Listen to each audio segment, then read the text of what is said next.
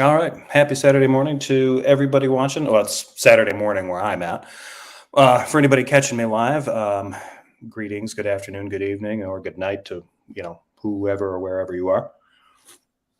Going to be doing a little bit of a different show, not too different. Got Micheal from the Canadian Atheist podcast. He's going to be joining me. And we're going to be chopping it up over a Darth Dawkins conversation that got captured off a Clubhouse thing. This recording is courtesy of my brother, who was nice enough to kind of pull this segment out. So the context for this, I think it was over on Clubhouse, they have chat rooms. And well, before I do that, it's rude to do that.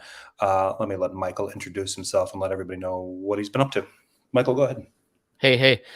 Yeah, as soon as you went live, my internet went blip, blip, blip, blip, blip. So I'm like, well, it's not going to work out too well. So, hey, everybody, I'm Micheal. As most of you know, if you've ever seen me before, I'm usually on camera, but the internet service provider in my area is doing some work. So in order to maintain any type of quality and save you from having to look at my ugly mug, I decided to just go to this. So yeah, Jefferson and I were talking a bit beforehand, and it seemed to be okay.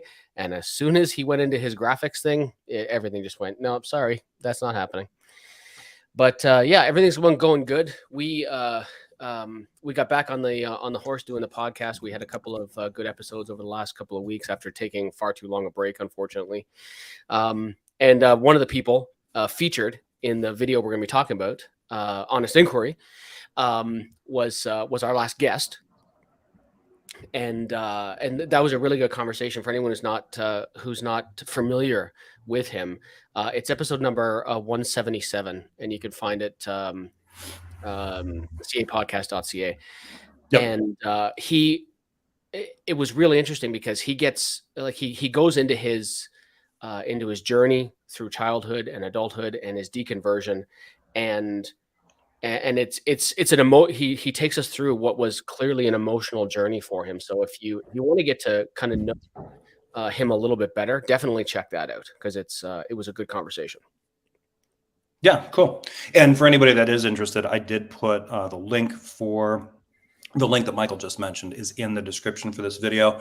And I did tag, YouTube style, Honest Inquiry's YouTube channel. At least I hope it was. It's an old avatar pic. I'm pretty sure it's his. Actually, I think it's the one that's showing up on this Clubhouse image. Mm-hmm. And if he does show up, I don't know what his time frame is, and I'm not sure where he lives. I can't remember if he's West Coast or more East Coast, but if he does show up.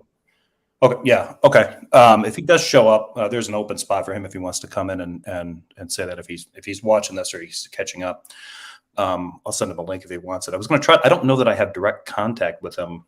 I probably could have sent it to him, and I might do that. I might send it to him on Clubhouse just to see if he's willing to show up. So I guess first let's say hello to a few people. Darwin's Greatest Hits was here and was first here, and he just wanted to comment on the AI picture. I don't think he is still here, but it's always an honor to know that Darwin's Greatest Hits is watching any of my content for any amount of time, because I loved his videos or her videos. I don't know who Darwin's Greatest Hits is.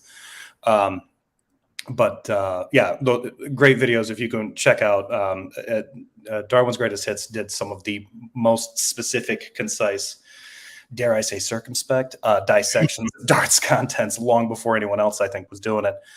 So it's always cool to see him here. And he may have gotten bored already and taken off, or she got bored already. I don't know. Dildo Baggins, best name. That's probably. I'm not sure. So Dildo, I don't know whether you have. It's a toss up between you and Stupid Whore Energy. Stupid Whore Energy. Yeah, she's got a great username. For the best usernames in the history of usernames. Stupid Whore Energy. Every time I see her pop up in a live chat anywhere, as soon as I start laughing, I'm that immature. It's amazing. That's a brilliant name. And it's so funny because when she goes on a Christian channel, they'll just say SWE. They won't actually say the whole, and it's funny because or even James from Modern Day Debate, he's at the point now where he'll just say her full name. But when I remember from a few years back when she would go on there, and you could tell he was a little bit squirmy in his seat about saying it, because but it's like, hey, like, this is what she's calling herself, and I'm sure she has fun with it. So yeah, it took forever for people to realize like what she was kind of riffing on, like kind of the big dick energy, little dick energy kind of thing. And it's like, yeah, it's not sexually explicit. So calm down. Yeah, Not that I would put it past SWE to be sexually explicit when she wants to be. Like, I mean, I've seen her go after some people, and she does not usually pull punches. So no, and she's stupid smart. Like, she's wicked smart. Yeah, it's amazing. I love her. Dustin Tom, I'm such a dork. I woke up early to listen to this. Well, thanks for being here. Soul Lasape, good to see you. Trude, good to see you as well. Clout, Carlton is actually here. I'm used to. It's been so long. I haven't seen one of Carlton's 10 a.m. Saturday morning dissections of D. Roy Cruz. I kind of missed those, but I know he took a break from them, and in no way am I twisting your arm to start those again, Carlton. If you're bored with D. Roy, I totally understand it. But JL Warren, good to see you too. Always nice to have you here. Rusty Walker, Vesta Freya is having a very cold day in Alberta, negative 16 degrees. Jesus. Oh, hang on. Let's see what let me pull up my temperature since it's a fellow Canuck. Alberta. Yeah, this is what Calgary, Calgary, Alberta versus Ontario. So let's see what's going on there. Yes. So I'm just east of Toronto, and it's -6. So -6. God, yeah. I think it's 30 Fahrenheit here where I'm at, or maybe it might be just at freezing now. Let's see. Digital Hammurabi. Oh, geez, here he is again. The Canadian Atheist, Jefferson Spatchcock, atheist who can't even tell me why genocide is wrong. Oh, and I love the way you put I love how you finished the word genocide there, is to not get Jefferson in trouble. Thank you for that. Jody is here. Good to see you, Jody. Do you guys have time and energy to catalog all of Didi's fallacies in one video? It turns out, no, you wouldn't if you tried to do them one at a time, but because he always hits on like the same half dozen repeatedly, once you can point them out and identify them, then it just turns into a drinking game. Like, you catalog them at first, and then you break out the tequila, and and then end up going to the hospital. Fluffy Keith, good to see you. FPV Life. Let's see. Oh, it's Vec. Good to see you. Cummins. Veckel? No, Vec, I think, is from Clubhouse. Oh, okay. I am not. Correct me if I'm wrong, FPV. I'm not sure. Jim Cummins is here. Rainwreck. I'm seeing some new people. It's temperate here in Charleston, South Carolina, at least regarding the weather. Yeah, exactly. Good to see you, Rainwreck. Gears Garage. All right. I think I've said hi to everybody pretty much currently in the chat. So we'll switch off of that. Okay, so for now, since that's out of the way, let's put this in context. My guess is that this particular room that this came from, so for anybody that's not already aware, this Clubhouse has these clubs and little membership groups that they can form. Legion of Doom is one of them. I think it was set up by Barthology, who was a particularly obnoxious kind of Darth Dawkins hanger on. Yeah. And so a lot of cope rooms happen there, and they're usually pretty honest about it. I mean, the fact that they name themselves after Legion of Doom is from the Tom Rabbit bit. And so they'll go in there and start complaining about it. And I think this one where it's picked up, they were having a conversation. A few people in here were having a conversation. Honest Inquiry had showed up, and Bart was getting triggered and getting really worked up. And then Darth shows up, and I think it's about 2 hours and 50 minutes into the hangout. And so where this has been recorded and clipped out, and I've kind of pushed it ahead because there's quite a bit of meta, about 5 minutes of just whining and meta and Darth insulting Honest Inquiry, to get things warmed up. Now he's going to start out with his interrogation, and it's classic Darth interrogation stuff. It's the usual, tell me why you don't believe in God. Why are you an atheist? And then when he answers, like, I don't want to hear that shit. Tell me why God can't exist. That's, exactly. That's the question I asked you. It's like, okay, that's a straw man. But we're just going to start going from there. And this is like a 46-minute segment. Now starting out with this, I think, less than 40 minutes. I don't know if we're going to get through the whole thing. My guess is towards about the 20-minute mark, it's going to be mostly Darth just repeating to Honest Inquiry, you're a troll, you're mean to me, you're a liar, you're a troll, you're mean because you're lying to me, you lying troll. Exactly. I think it would be important here to kind of preface this talk a little bit. So, I mean, with the person we're going to be talking about, Darth, and afterwards, from here on forward, I will refer to him by his proper name, Ding Dong.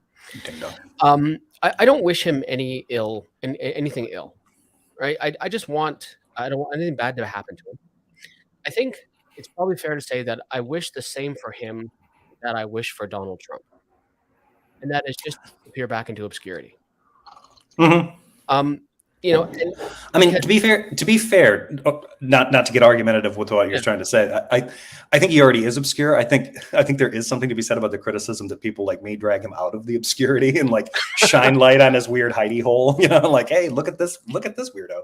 yeah, that may be true. I mean, it's because pre-social media, I'm sure nobody outside of the little town that everybody knows he lives in now knew anything about him, and I just wish it would be that way again. And I know that kind of sounds mean, but the problem is, and we'll hear more from this. And I've got a few other points that I wanted to make, just because hey, it's fun. He doesn't bring anything positive to pretty much anything. Yeah, no. He doesn't bring anything positive to dialogue or fellowship or even to an online community. And I would say, like, outside of, and there will be those who disagree, but those are members of what I call his sycophant band.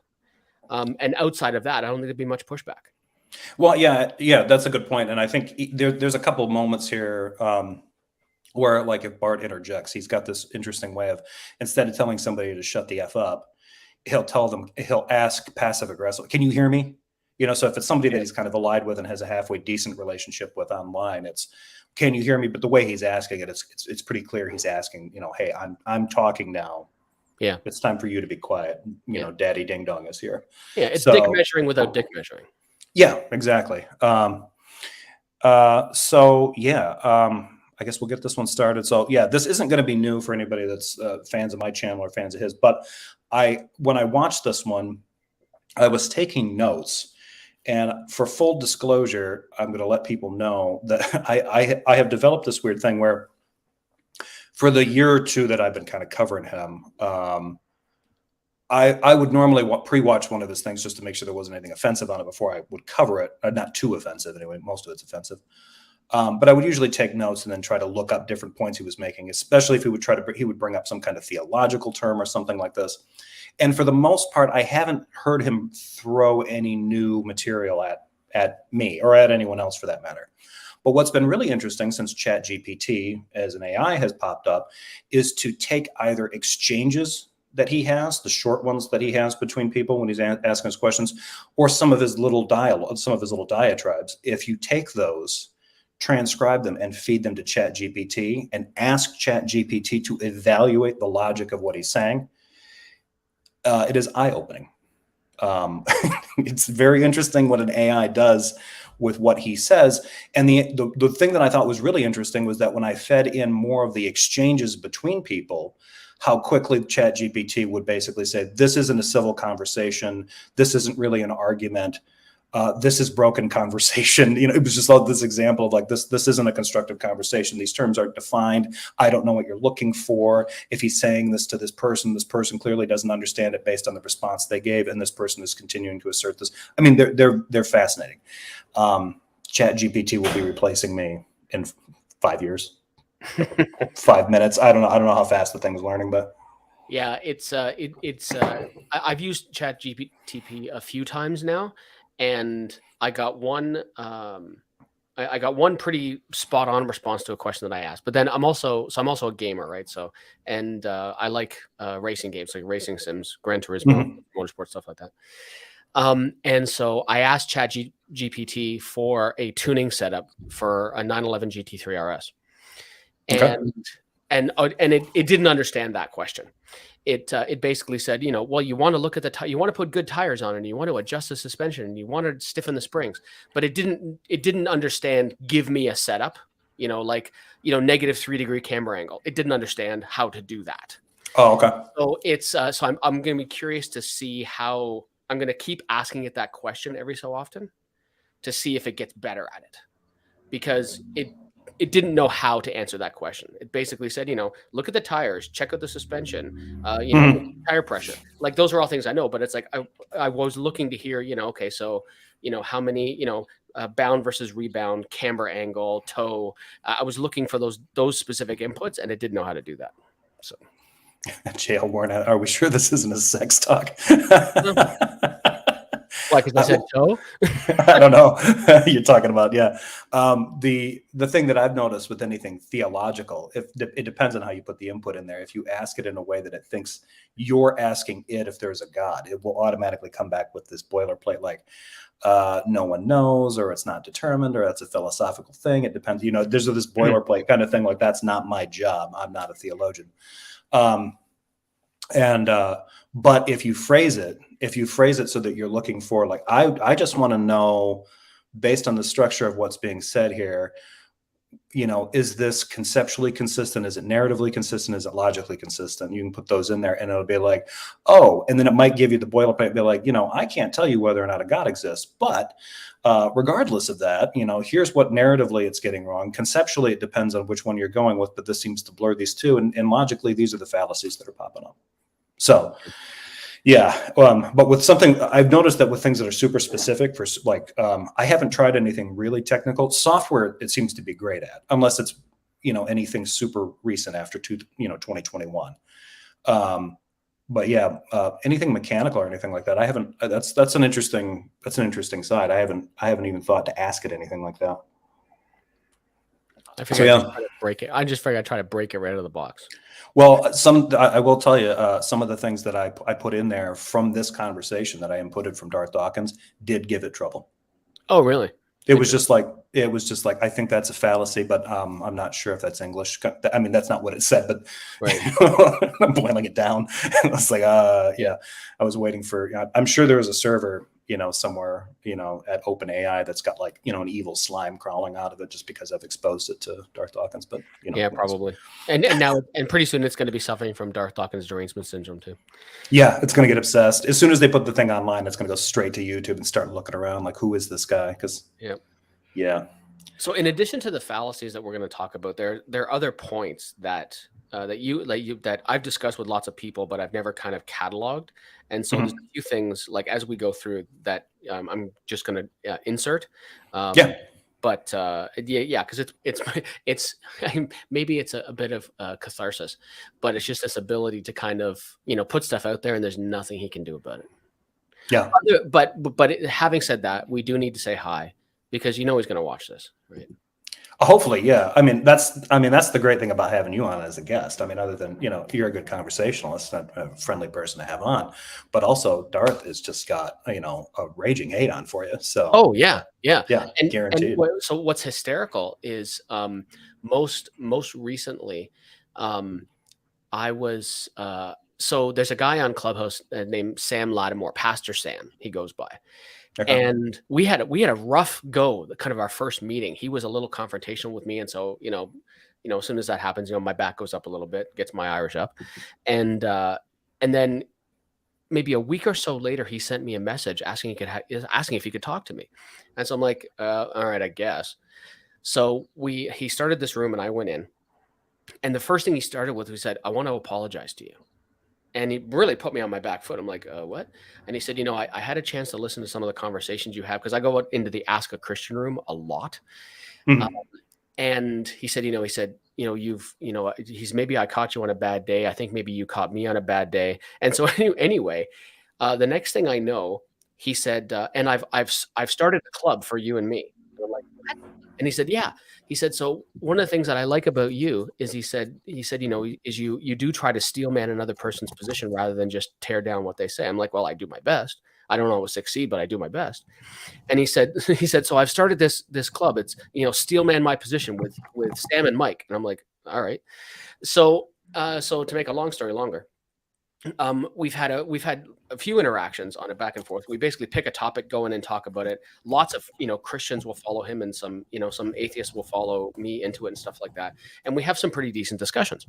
Well, week before last, there was a conversation going on, basically in the Ask a Christian room. Can nothing exist? So Sam said, because we were both in there, and Sam sent me a message. Hey, this sounds like another good conversation. Do you want to continue this on after Nate closes the room? Sure, let's do that. So he does that. And lo and behold, Matt Yester and Redefined Living come in. For anyone not familiar, just look them up. And be careful what you find. Yeah. Yeah. So they come up on so they come in and Sam invites them up on stage and we start talking, and they immediately go into the whole, trying to tear me down, philosophically and all that other stuff. How do you know what you know, this, that, and the other thing. Matt Yester with his, everything fits into 3 buckets, and so on and so forth. Yeah. And so then Redefine and they were so intent on trying to rake me over the coals that they couldn't not overtalk one another. It was hysterical to watch. So Sam and I are muting them, right? Just, it's like, okay, guys, hang on a second. And then they'd unmute and start talking again like that. And then I glanced down into the audience. Lo and behold, Daddy Ding Dong is there. And I had never spoken to Sam about him before. And so I stopped the conversation. I'm like, everybody shut up for a minute. Sam, this guy's in the audience. Not sure if you're aware, but, if he comes on stage, I'm just gonna peace out, because I don't interact with him. I do not speak with him. Right. And he's like, no. He's like, this is your club as much as it's mine. And if you don't want him on stage, he won't be on stage. So with a massive grin from ear to ear on my face, I say, well, with that in mind, hello, Ding Dong. You're welcome to listen, but you'll never speak here. He blew the fucking chat up. Blew it up. Really? Yeah. Really? And it was absolutely hysterical to watch. It was really, really fun. And so but the best part of this is to kind of sum it up, is because he calls everyone a troll, right? So I will not interact with him. I am a troll. Because you won't interact with him. Yeah, I won't interact with him, but I'm a troll. Right. So, like, I hear Indigo Montoya in my head saying, that word. You keep using that word. I don't think it means what you think it means. Yeah. Troll is just anybody he doesn't like, or anybody he thinks is misbehaving, which is interesting, because you probably had, out of any of us, probably the most principled position, at least in terms of like how to deal with them. Like, you've just been like, no, I don't want to talk to you, and I won't talk to you, and that's been consistent. So yeah, and you're right. It's driving them nuts. and it's hysterical. And so there's been a few times I have almost started up, because I have like the CA forum has a clubhouse as well. And I've almost started one up saying, Ding Dong, bring your ass in here. Let's get this over with. But then I always just like, no, this is way more fun. This is way more fun. Knowing that, because if he comes in to ask a Christian, if like Nate will bring him up on stage, but I've just, like, Nate and I have an understanding that he doesn't address me. If he addresses me, Nate moves him back down. It's hysterical. So that's gonna drive him nuts. Yeah. Yeah. And so he, it's like, I will never grace the cover of a magazine, but it's nice to know that I'm wanted by someone else. I know how that goes. Yeah, I know how that goes. Yeah, that's nice.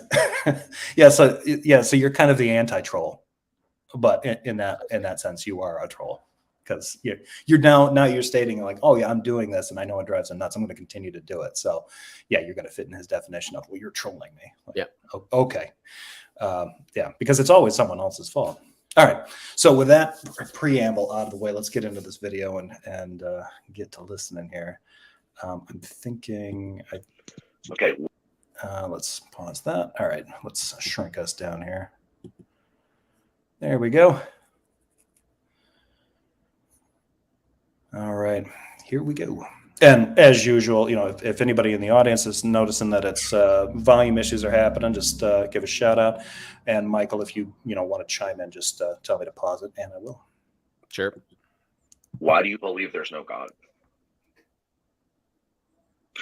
The big question that would be just inference. That I looked at all the different posits of God over the history of millions of different gods that have been proposed, and they seem to be inconsistencies and contradictions within themselves or with other ones, and they can't all be true. That's an appeal to local atheism. That's not. What's an inference rule? It's inference. Okay, I'm just using an inference to say that Mr. Honest Inquirer, please don't try to verbally bullshit me and just simply be verbose. Okay, what you have just invoked is called local atheism. Now, you are a global atheist. Explain to me why there is what is fundamental and ultimate to all temporal states. Why that is not a mind, a God, a creator God. So he's just moved on to another question. Before it was like, hey, why don't you believe in a God?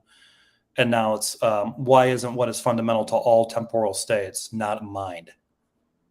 Like, okay, this has nothing to do with the first question you asked. And the idea here is like, well, first of all, I don't know that there's anything that's ultimately fundamental to temporal states, let alone all temporal states.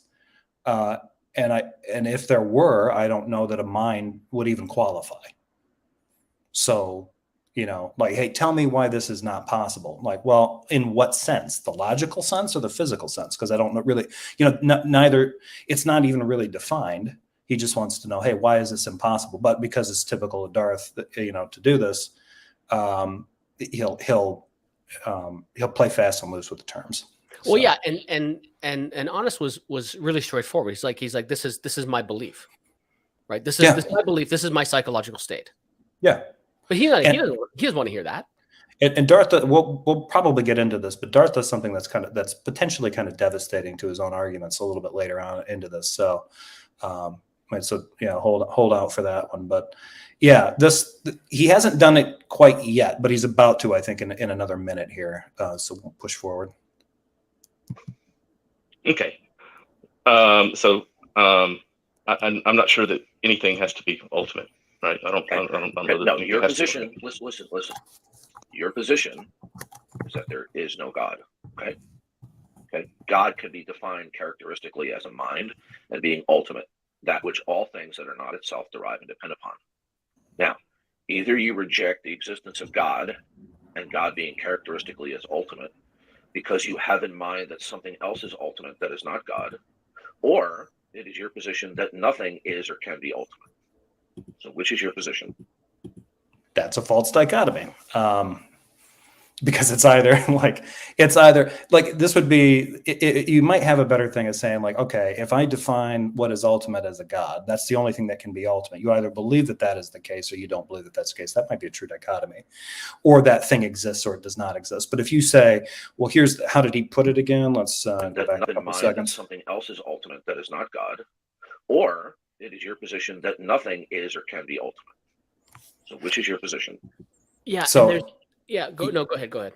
So yeah, it seems like okay. Well, here's the thing: it's either God is ultimate, or it's something else, or nothing is. Like something else must be ultimate. Like, okay, maybe, but then he'll end up getting. I guess this one isn't exactly a false dichotomy, because at least he's got that other option out there. But this is just such a loaded way of asking this question. He hasn't actually, and it's still part of an implicit burden shift, because he hasn't actually demonstrated in any way. Like, it'd be one thing to demonstrate the existence of a supernatural being, but then you got a lot of work to do to attempt to demonstrate that being is, as he puts it, the ultimate foundation for all things that exist, upon which all other contingent things derive and depend other than itself. Okay. Yeah, but there's kind of three things here. So not to go off on too much of a tangent, but so it's interesting. So one of the things that Ding Dong accuses many people of, because he talked about atheists, right? Is he talks about bait and switching. He does this more than anybody else. So it's kind of in what he said, right? God is defined as an ultimate. And this is a page. This is almost a verbatim quote. God is defined as the ultimate, the source of all possibility and impossibility. That is a mind, and that dictates what is, can, and cannot be. Right. Okay. Now, bring up Yahweh. I fucking dare you. Right? Because he won't deal with that at all. He claims to be a Christian, and yet he will not talk about the Christian God when when he's talking to a non-believer. He will only bring up the fact that he's a Bible believing Christian to other believers. Yeah, and he's going to kind of step in this a little bit in a few minutes here with Jeff. Yeah, because there's something that he says that kind of illustrates exactly what you're talking about, even more blatantly. So yeah, let's push on. Well, I guess I do have a concept of what God would be. So could we clarify that so that we know that we're talking about the same thing? Hey, please stop verbally. You're breaking up, Darth. I can't hear you. I did want to bring up this point too, because I think this before we get any further into it, because when I was taking notes on this, one of the questions that he'll usually ask people, and he blows past it once they start giving him a reason, or he'll start telling them that it's a genetic fallacy or they're appealing to something incorrectly or whatever. When asked what reasons are for not believing in a God, I think probably the biggest one for a lot of skeptics who take the time to read into it will be logical or narrative inconsistencies.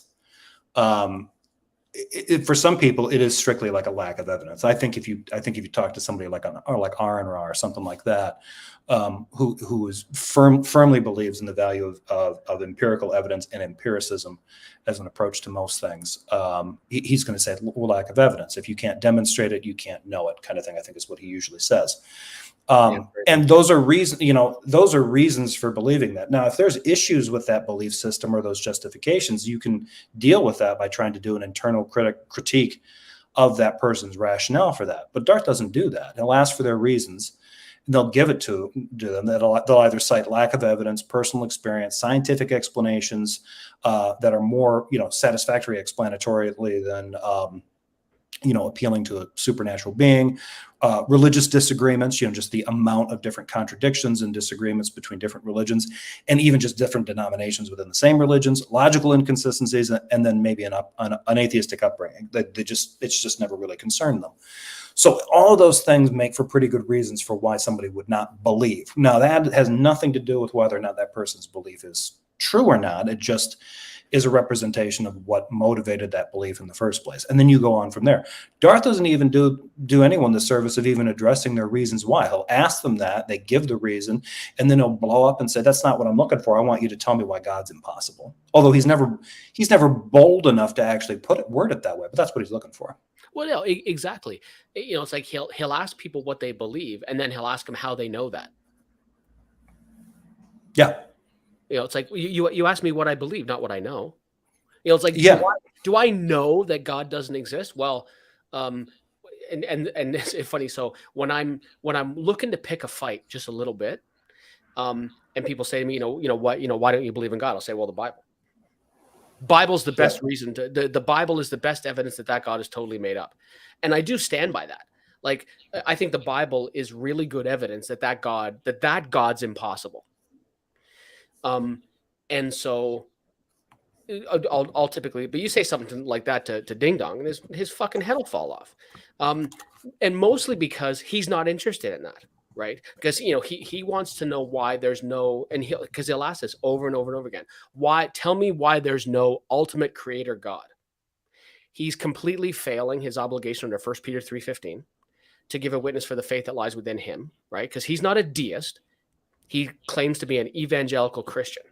An evangelical Christian should be defending the faith that lies within him, and it should be defending the biblical God, which he will not fucking do. All he does is say, God's revealed it to me. Yeah. Full stop. Yep.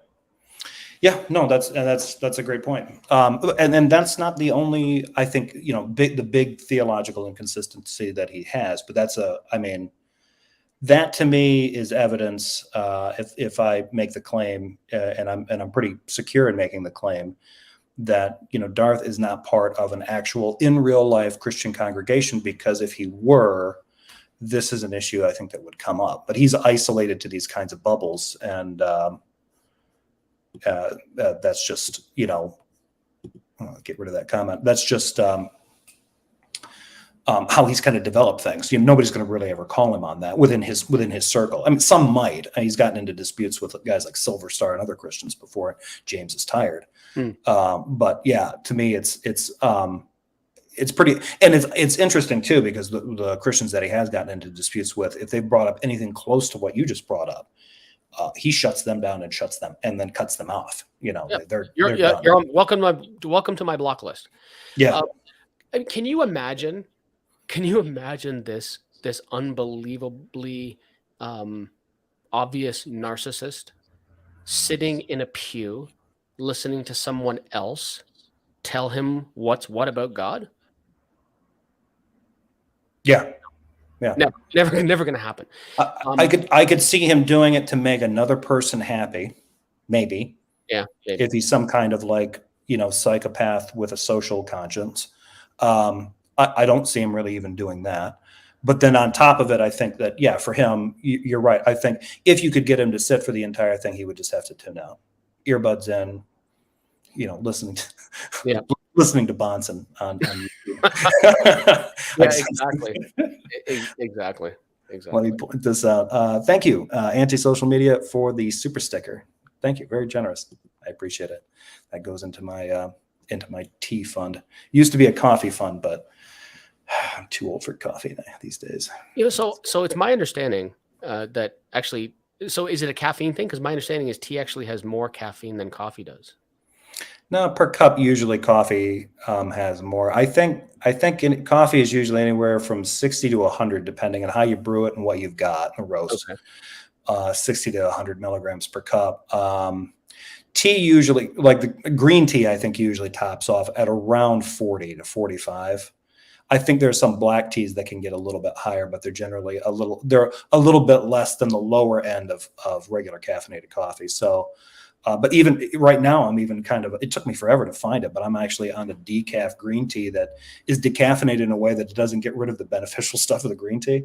Okay. And it keeps about up to 10 milligrams of caffeine in it. So, and I find right now that's perfect, but yeah, until certain things get better for me, caffeine, especially even decaf coffee makes me a little tense, like noticeably more tense than tea.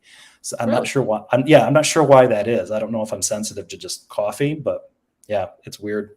Because even the coffee, like I could eat probably the equivalent amount of caffeine, or easily go over in chocolate and not feel the same effect. It's like a slow release, and I think that's the thing with like tea. It's a slow release, but coffee, it's giving you everything up, right up front. And that, I don't know. I don't know if I've burned out an adrenal gland or what. I have no idea. So that's weird. Like my wife is hypersensitive to coffee. Like if Shannon has coffee after 4 o'clock in the afternoon, she's bouncing off the walls at 3 a.m. Yeah. She's hypersensitive to it. Whereas I can, I don't drink coffee, or I don't drink any hot beverages. But like I can sit and have, I go on kind of the no sugar. So like a can of Coke Zero. Like if I have a can of Coke Zero at 9 o'clock at night, I can still go to bed. It has no impact on me at all. The only impact is Shannon wanting to strangle me from being able to drink caffeine and it not having any ill effects on me. I had a buddy that could drink an entire pot of coffee and go to bed within a half an hour. Yeah. But then he developed some intestinal issues. He was starting to get like a heartburn issue. He couldn't figure out why. I'm like, you drink 3 pots of coffee a day. And he started developing narcolepsy. He started sleepwalking. And so his doc was like, look, you got some problems here. You need to just cut way down on the caffeine intake. Both of them cleared up. He reduced his intake to about 4 cups of coffee a day. And within, a month, both of them started to clear up. But it was, that's funny. Yeah, that is good. What about yerba mate? I used to love yerba mate. In fact, I can count on one hand the number of times I have truly experienced euphoric bliss in my life, and even fewer moments when I've achieved euphoria without it being sex related. And yerba mate was one of them. I don't know what else I had that day, but I had I had the bombisha and was sipping on this wad of it, and went out for a walk, and I was just. I was at one with nature, man. It was wonderful. I quit drinking it because there's cancer concerns about yerba mate that I don't think they've actually cleared up.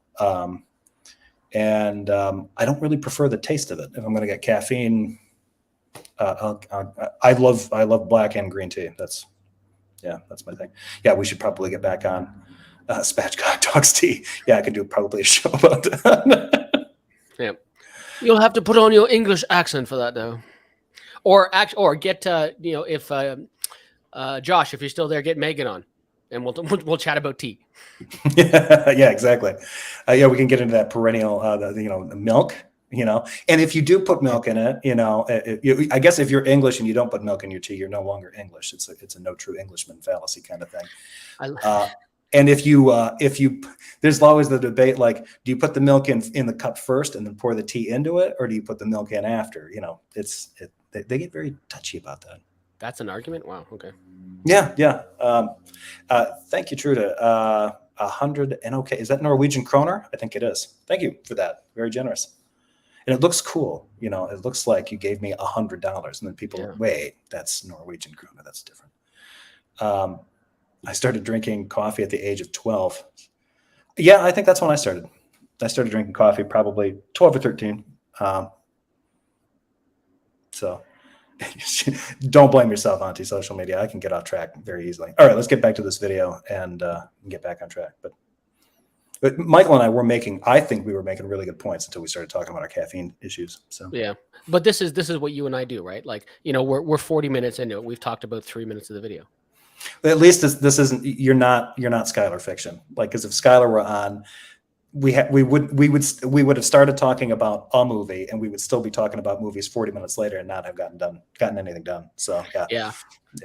Skylar's been doing some traveling. Did you see his stuff? He went to Colorado. He posted. Yeah, that's awesome. Yeah, that's pretty. Yeah, I know he really likes it out there for the scenery and other things. So. Yeah, the stuff you can get in Canada from coast to coast. Yeah, it's like the national plant there, right? Pretty much. Yeah. You're in the Matrix, Darth. Okay. I can't hear you. Yeah. Now I couldn't hear you, Darth. You were in the Matrix. We can't hear you, Darth. We can't hear you, Darth. You're in the Matrix. All right, hold on. Okay, please explain to me why there is not a God. Right. Oh, I'm sorry. Can you hear me? Yeah, I'm waiting for you to explain to me why there is no God. So now he's shifted pretty much full tilt into this. So if he's doing this kind of thing, I don't know exactly how you'd refer to this, but if you ask somebody why they don't believe in it, and then they give an answer, and then you immediately pivot to no, I want to know why there isn't one. Give me a reason why God can't exist. Yeah, this seems like something of kind of like a reverse straw man fallacy, right? Like, you asked them the easier question, they started answering like wrong, and surprise, I want you to present me an argument that is damn near impossible to do. Well, yeah, and this is something that Cy Ten Bruggencate did a lot too. Yeah, right? People would talk to him about what they believe, and then he would answer with, "How do you know that?" Yeah. Right? And so I look at it. It's interesting. What would you call that? I almost think it's kind of like bait and switch, right?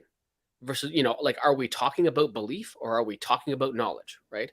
It's almost like he's doing both. It's like it's a way of kind of setting up a straw man in order to justify doing a burden fallacy, switching the burden of proof on the person. Yeah, because you started off with like, I just want to know why you don't believe in God, and then they start explaining, those are atheist cliches. Tell me why God's impossible. Like, wait, what?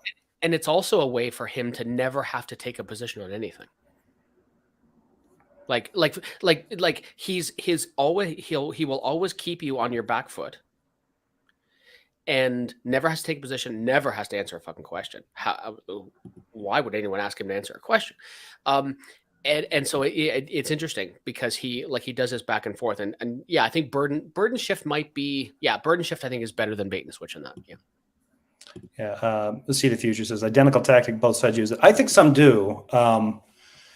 The problem that I have with the way that Darth, a good example of seeing this is over at Atheist Discussions, Daz's YouTube channel. He's got a 2-part video, 2 videos, and it's a conversation from Clubhouse between a guy named Bando, who's kind of a pre-sup Darth Dawkins fan, and a user named Gene or Jean. I think everybody calls him Gene, but it's Jean. And Gene is formally trained philosopher. I think he's got a master's degree going for a PhD, something like that. And so, he's got some pretty good background in it. And he has this conversation with Bando. And there's a point where Bando kind of gets himself into some trouble talking about foundational epistemology or something like that. He's not really tracking it well, and Gene really does. He keeps repeating these questions, and he's trying to make this point, and Bando's not getting it. This goes on for quite a while until you get into the second video, and then Bando pulls out the stops and he's like, "Well, how do you know anything? How do you do this? How do you do that?" And it's that tactic is a way of pivoting from like, I don't want to answer questions about my position or any of the assertions that I've made about my God or a necessary God or anything like that. I'm going to pivot this back over to you and say, how could you know anything to begin with?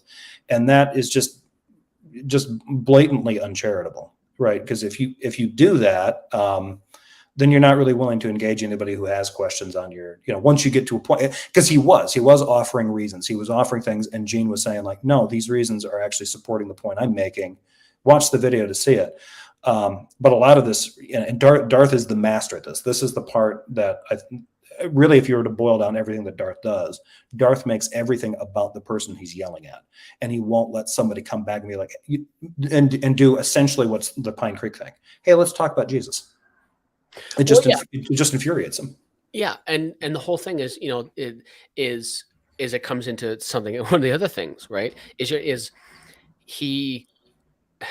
This is why he will always ask the first question.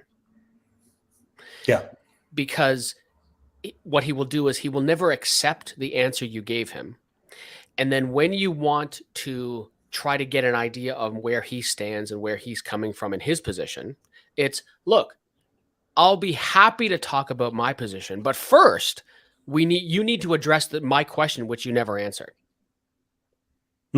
which will never fucking happen. And I would like to say that's not true. New Testament is position. If you're talking about Darth Dawkins and the New Testament being his position, that's not a great statement to make, because the New Testament depends on what his concept of the New Testament is. And I would just point out, I would just recommend it that you, for an example, rewind this video to the point where Micheal makes a point about the Darth failing. I don't want to say it's an obligation, but it kind of comes close to being almost a theological obligation for evangelicals to witness to others their experience of their God. So yeah, I think if you're saying that's not true, New Testament is position. The position that Darth Dawkins has in this particular conversation, all that he's talking about is he doesn't want to get into Bible studies with non-believers. All he's talking about is a very, very general, very broad definition of the God of Christian theism, either in philosophy in general or the philosophy of religion. He's not talking about other kinds of deities that might be defined by Eastern traditions or anything else like that. So, and it's been proven that when somebody wants to say, hey, let's talk about the God of the New Testament, Darth doesn't go there. No, he doesn't go there. And I think further to that comment would be, here's an interesting, whoever just posted that, I didn't get a chance to see your name. My challenge to you would be, please, so you can email me, theca@rogers.com. Please email me a link of any conversation where you can find Ding Dong displaying, let's call it damn near any degree of kindness and sharing the gospel in the same paragraph. Let me just shortcut it for you. You can't find it. Why? Because it doesn't exist. Yeah. And I want to point this up because this is a preview of things to come, a B, L, and K with a kind of psychic spoiler. He always says atheism is not the denial of a Christian God. Atheism is the denial of all gods. How many gods are there, Darth? Yeah, that's coming up. Yeah, and this is so okay. So if you do you mind just like okay, so this is where so one of the other things that Ding Dong does all the time is quote mine. We'll talk about Kai Nielsen and Eugene Koonin in a few minutes, I'm sure. But so he gets this from reading one portion from the Stanford Encyclopedia of Philosophy on atheism. Well, he reads the first sentence really. Yeah. And I think this is a good indication that he's never read the whole of anything. So when you go to the SEP on atheism, there's a little bit of preamble, and then it goes into basically a bunch of points, 1, 2, 3, 4, 5, and so on. And the first sentence says, atheism is the view there is no God. And then he stops, right? Because if he goes further, he'd see. Because in the fifth paragraph of that blurb, it says in part, separating these different senses of the term allows us to better understand the different sorts of justification that can be given for varieties of atheism with different scopes, end quote. The ACP goes into terms like narrow and wide atheism. Some call this weak or strong. Does he do this? No. The dishonest prick lumps everybody together after that one sentence of that little excerpt. And I think that's the foundation. While I can't know this for sure, I think that's the whole foundation of that now infamous question. God does not exist because. Yeah, and that question. I remember having those discussions with J. Robin, and I think I had an opportunity to say that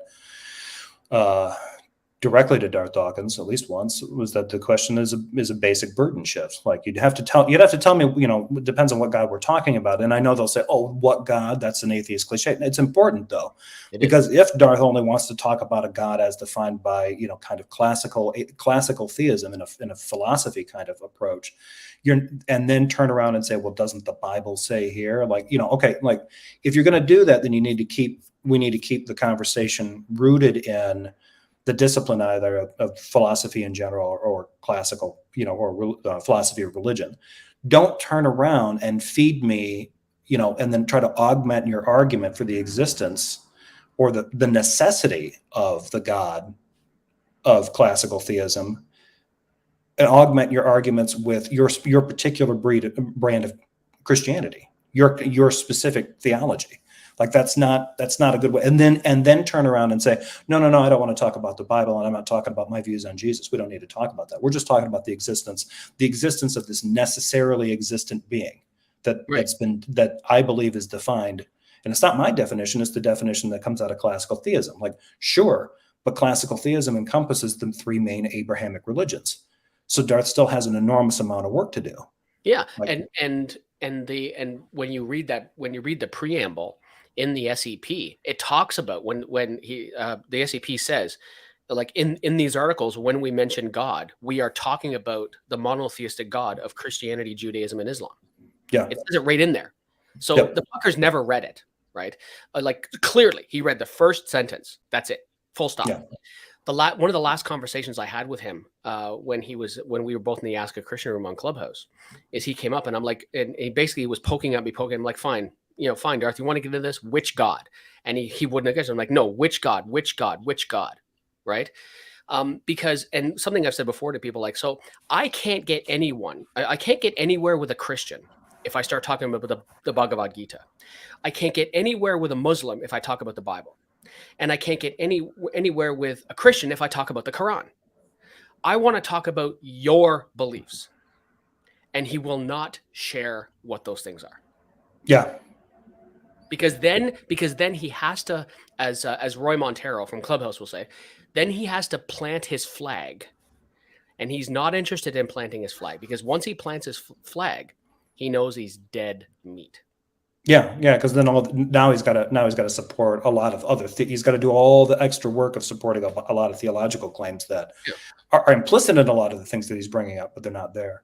Mm-hmm. John May, hey, I've got the Kai Nielsen book. Can I send it to you, Jess? Not necessary. I'm still I haven't gotten a copy of it, but I can get it through the university library. So I'm still working on getting it.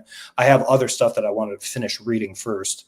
But yeah, thank you for the offer on that one, because that particular quote comes from a book that I think is basically out of print. It's mostly circulating in like university libraries and things like that. So I do have the opportunity to get it, but I've got to put in a special request for it, which isn't tough. I just go to my local library and say, hey, can you guys get this for me? So I did want to see this one from See the Future. Well, if DD is only promoting deism 90% of the time, then he's failing New Testament belief, where it's supposed to be 100% Christianity. Oh, that's the thing. He's not promoting deism.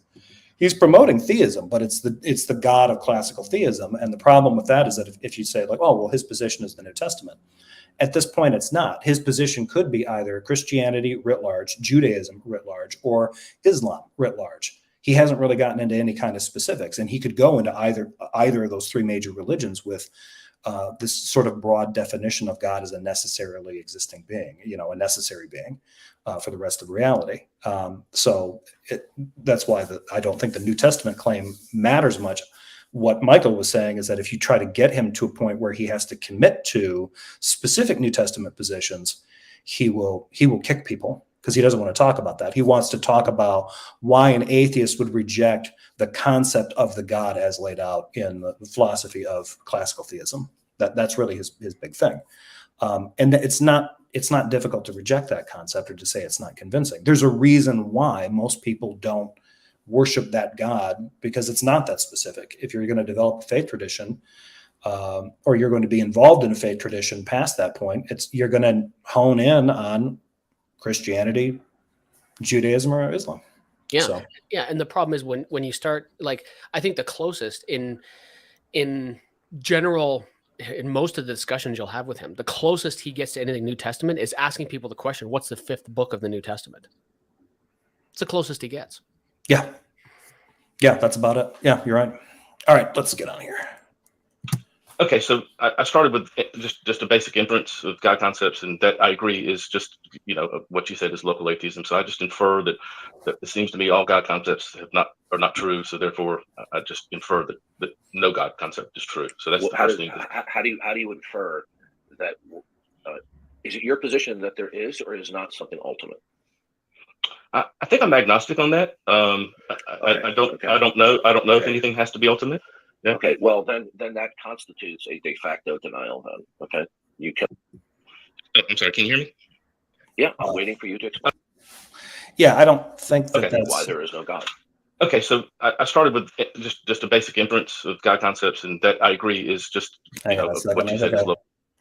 I think I accidentally. Yeah, I think it bounced back. There we go. Legislative, meaning it would be verbally dictating, right? To tell me which one it is. I said I was agnostic to that. I'll kick you if you overtalk me, because this is what you do. Everyone listening knows you're bullshitting. Please tell me, instead of just trying to verbally bamboozle me, why there is no creator God. The God of the Bible can't exist. Okay, please stop bullshitting. Please stop bullshitting. I'm trying to. Well, you won't let me. I don't know. I mean, I don't know why he wouldn't continue with that. Honest Inquiry is attempting to take a position that's a tough one. He's coming out and saying the God of the Bible is impossible. Yeah. And then he's about to explain why, and Darth immediately was like, "No, you're BSing me." Like, would you want to let him continue on that? Because that's a very difficult burden. That's a tough claim to back up. I mean, you don't even have to prove it, but like the only thing that you can do in terms of like, you can come out like somebody like Stephen Mason and do a paper about where you come out against ultimacy as a concept because it violates a principle of proportionality. It's not satisfactorily explanatory for anything, or it's too amorphous to be. There's a variety of different things he lays out in his paper about that. But that's just about this concept of an ultimate. That is kind of, which is where Darth is trying to keep the conversation.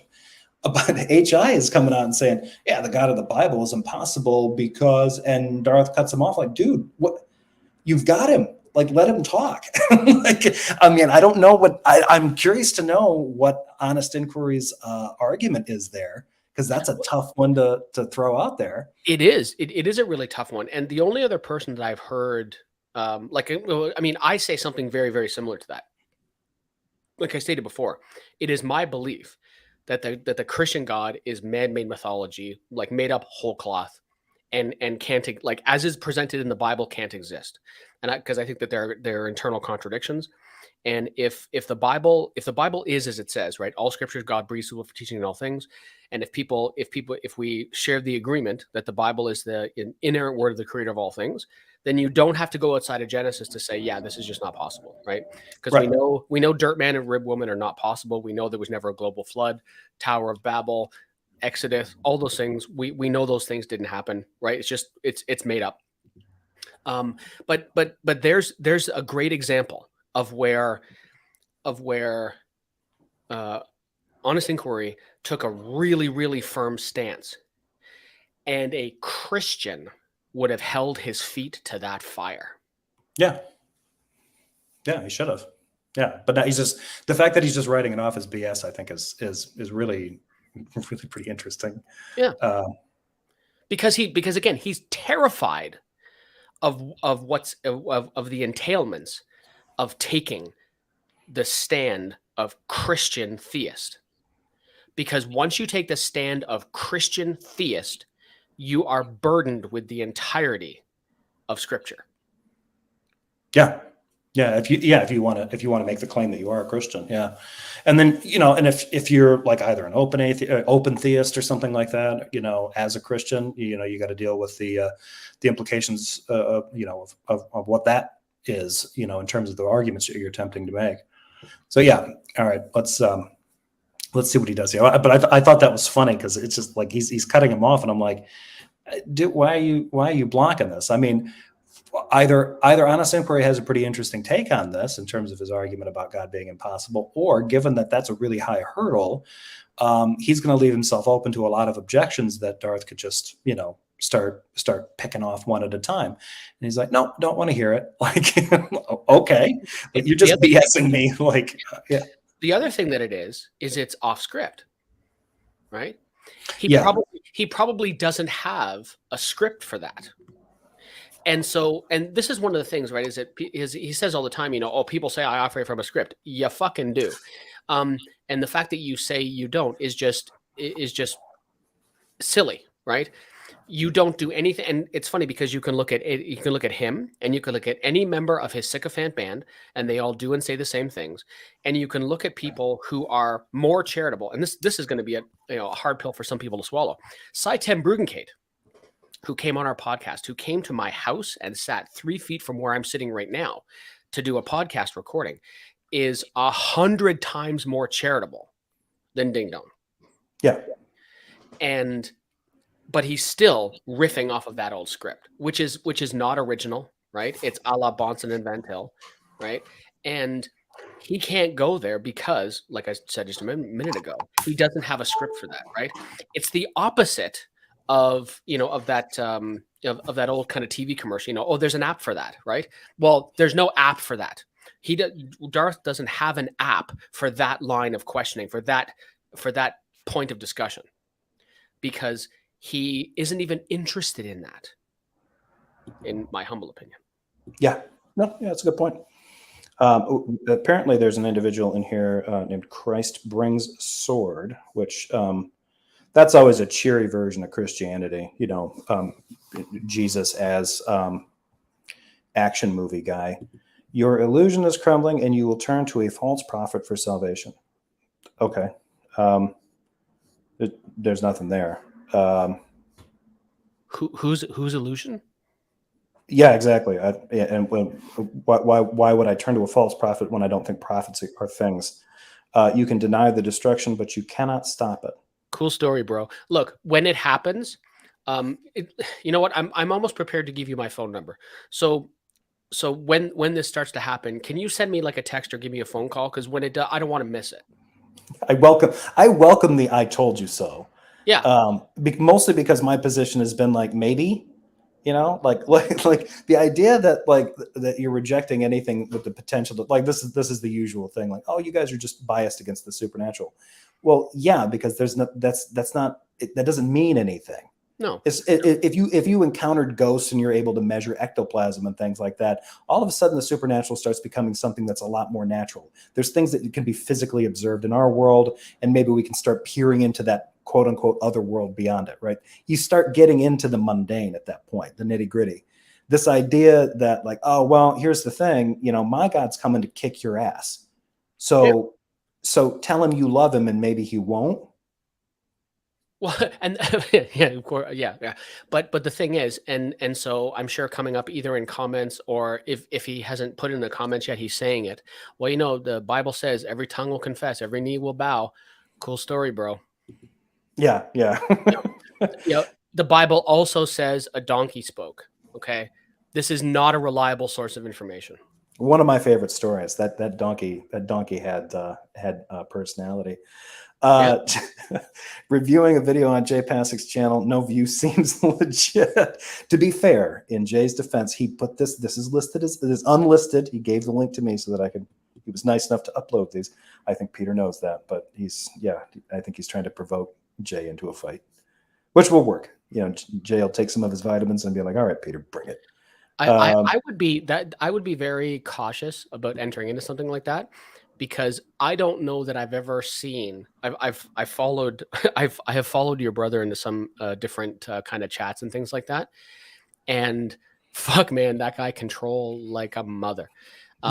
He's much better at that than I am. He is so good at getting under people's skin. It is like, if there's an award for that, it's his. Yeah, he does have a knack for that. All right, see you later, Peter. He's got to go. He's getting ready to produce a show for Aaron. So thanks, Peter, for showing up live. And yeah, I'll catch you later. All right. Okay, so yeah, I think I think Christ brings a sword is getting some engagement in the chat. So thanks for that. Christ brings a sword. Well, I mean, yeah, you know, Matthew 10:34 is an interesting one. That's what he's talking about. You don't think I've come to bring peace? I've come to bring peace, but a sword. Although there's only one, I think it's only KJV that says sword. I think the other ones say division. So yeah. Yeah, but it's one of those things where some of these Christians will kind of take, they just kind of stir up all the Gospels and then sprinkle in all the Gospels in the Book of Acts and then sprinkle in a lot of Ezekiel, and then like, okay, this is the Jesus that I believe in isn't here to save you, you cuck. My Jesus is to come back with a rod and kick the ass of the people that didn't toe the line. It's like, so your Jesus is somebody that loves me but is bringing the jack boots to get everybody in line. Like I'm pretty sure you just are, like you get a hard on for autocrats, and God is the ultimate autocrat, so you can't wait till he shows up because you're on his team, and he's going to put the inevitable, undefeatable smackdown on everybody that you hate, which is interesting because it's not really enough for these people. And I'll put this to Christ brings a sword. I'm pretty sure that you're misanthropic enough that if your story is true and God comes back, Jesus comes back bringing a sword, he won't kill enough people to sate your bloodlust. Yeah. Because some of you are getting saved.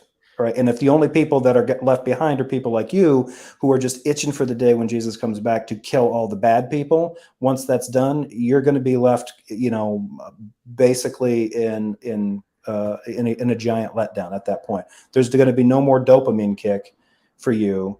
And you'd have to really think about this. If your reason for telling people, one of your reasons for being motivated behind believing this is that all the bad people everywhere will get the ass kicking that they deserve and the inevitable torture and punishment that I feel that they deserve. And you've exempted yourself from that only because you've acknowledged that Jesus died for your sins. That's the only thing that sort of gets you off the hook. You kind of have to question what this thing's sense of justice is, and also wonder, if you're made a perfect being, are you going to be motivated by dopamine kicks for revenge anymore? So just something to think about. Yeah, you break it down to the lowest common denominator in my mind. It's just, it's might is right. And there was this TV show when I was a kid called Wait Till Your Father Gets Home. Yeah. Do you remember that? I don't know if you remember that. I don't remember that. Basically, so there's like, it's like mom at home with a, kind of a nuclear family, a couple kids running around, the kids would fuck up. Right. And the whole thing was, wait till your dad gets home. He's going to take care of this. Right. Yeah. And this is like the ultimate wait till daddy comes. Right. Yep. I was misunderstood. I mean, somebody like Darth, Darth, it doesn't sound like Darth has had a very rewarding or enriching life. And it sounds like he's hit the skids quite a few times. And so for him, it's got to be frustrating to be in the know and be correct about all this stuff, but not be rewarded in this life. But he knows, you know what? And I think maybe Christ brings a sword has a little bit of this motivation. We know that no matter how much shit we take here, we said the words. We told Jesus that we loved him and we wanted him to forgive us of our sins. And now I can get my hate on. I can engage in wrath vicariously through the inevitable second coming of Jesus. And I would just put to them, like, do you think that motivation is from Jesus or from Satan? Yeah, exactly. Well, sword dude, I did the same thing. Right. I answered an altar call. I did the whole thing. I would hazard a guess that I could probably quote Bible with you verse for verse. And, the only difference between you and me is I changed my mind. Right. So if you adhere to once saved, always saved, which seems to be biblical, then, I guess I'll get that second chance and I'll see you there. Of course, this is not the case, right? I mean, we're both going to die, and then then it's just lights out, right? And that's okay. I'm fine with that.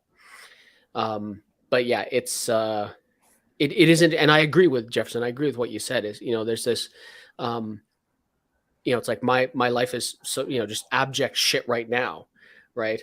But when I do, but it's like the Jeffersons, right? Moving on up, right, to a deluxe apartment in the sky, right? And and nobody is going to have digs as nice as Ding Dong.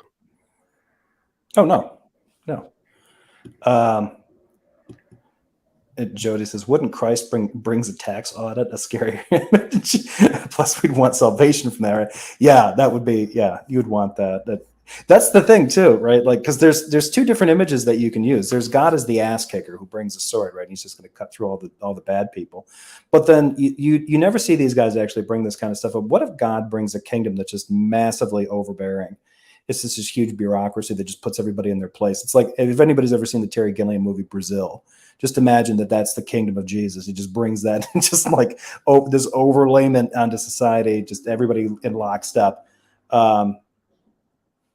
So, it could be that, everybody gets their just desserts. Everybody gets put in their place. Yeah. And in a tight, world with no options and no freedom. Yeah. And then the harder thing for most evangelicals that I've come across that seem to be politically very right leaning. I got news for you, friend. Just based on the Bible, Jesus was a socialist. So have fun with that. Yeah, maybe, and especially with the additions that get brought on when he forgives the addition where he forgives the woman who was about to be stoned. Because it's a later, I can't remember if that's in Matthew or Mark, which one, everyone, but that was a later edition. I think they said it was tacked on in like the 2nd century. But yeah, when you start getting into that kind of Jesus, that kind of image, and they're like, okay, this guy seems like he's more about like forgiven debt and shit. Like, wow, that sounds, or when he's telling people to like, hey, if you're a rich dude, you need to give this stuff up and come follow me. I mean, there's some, he gives some pretty wild advice to some people, and advice that I don't see a lot of Christians today willing to follow, at least not literally. Well, yeah, especially guys like, the whole, the camel through the eye of a needle, right? So yeah, kind of the opposite, of people like a guy called Captain Chicklets, Joe Olstein. Fuck, that guy's got teeth on him. But yeah, like, the whole prosperity gospel thing. Right? Yeah. It's just hysterical. Megalite says, at times like this, I think of Michael Knowles' speech and replace transgenderism with Christianity. I have not heard that Michael Knowles thing on transgenderism.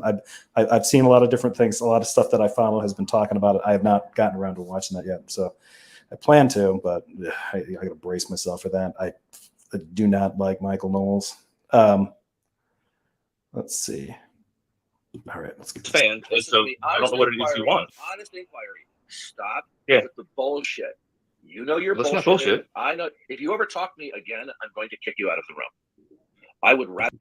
The only thing I can say here, well, I'll let this play on. Maybe he gets to this. But since you have a long history of being an argumentative little prick, I will kick you if you ever talk to me, because this is what you do in order to evade. It's called death by mod.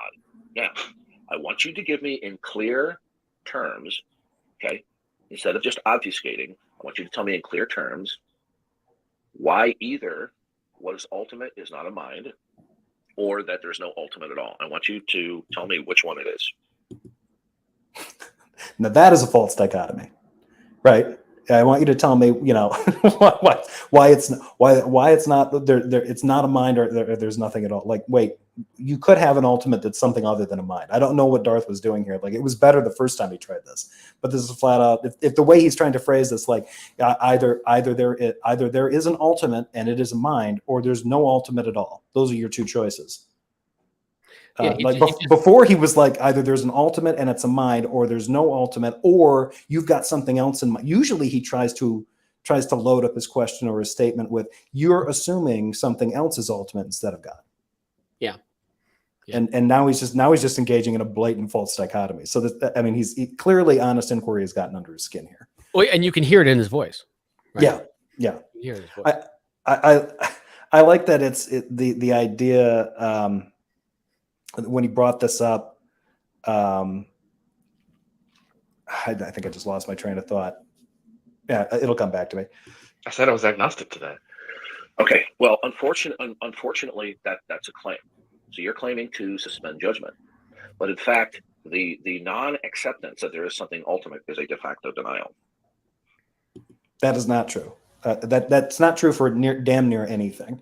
The only way that's true is if the person has accepted the exact same worldview of that Darth Dawkins is laying out. So this is really an interesting way of working. You kind of bring up the fact that, so Darth basically presents this idea that he's only going to defend the God of classical theism.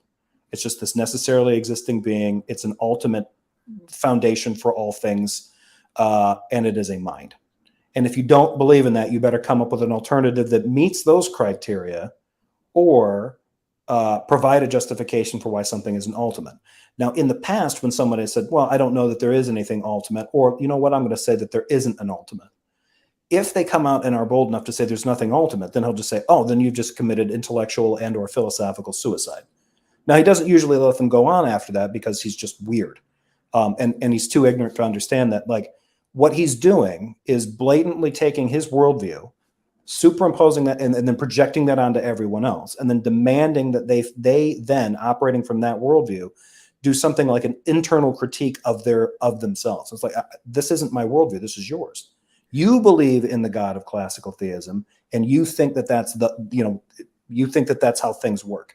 Now, Darth also then believes in the God of Christianity specifically, so there's a lot more theological commitments that he's going to make later on, but he just wants somebody who's an atheist to get past this major point. Like, what on earth could possibly get you past, could make you skeptical of the existence of a God as defined by classical theism? And people are like, it's not convincing. It's just broad and amorphous, and it's not really explanatory.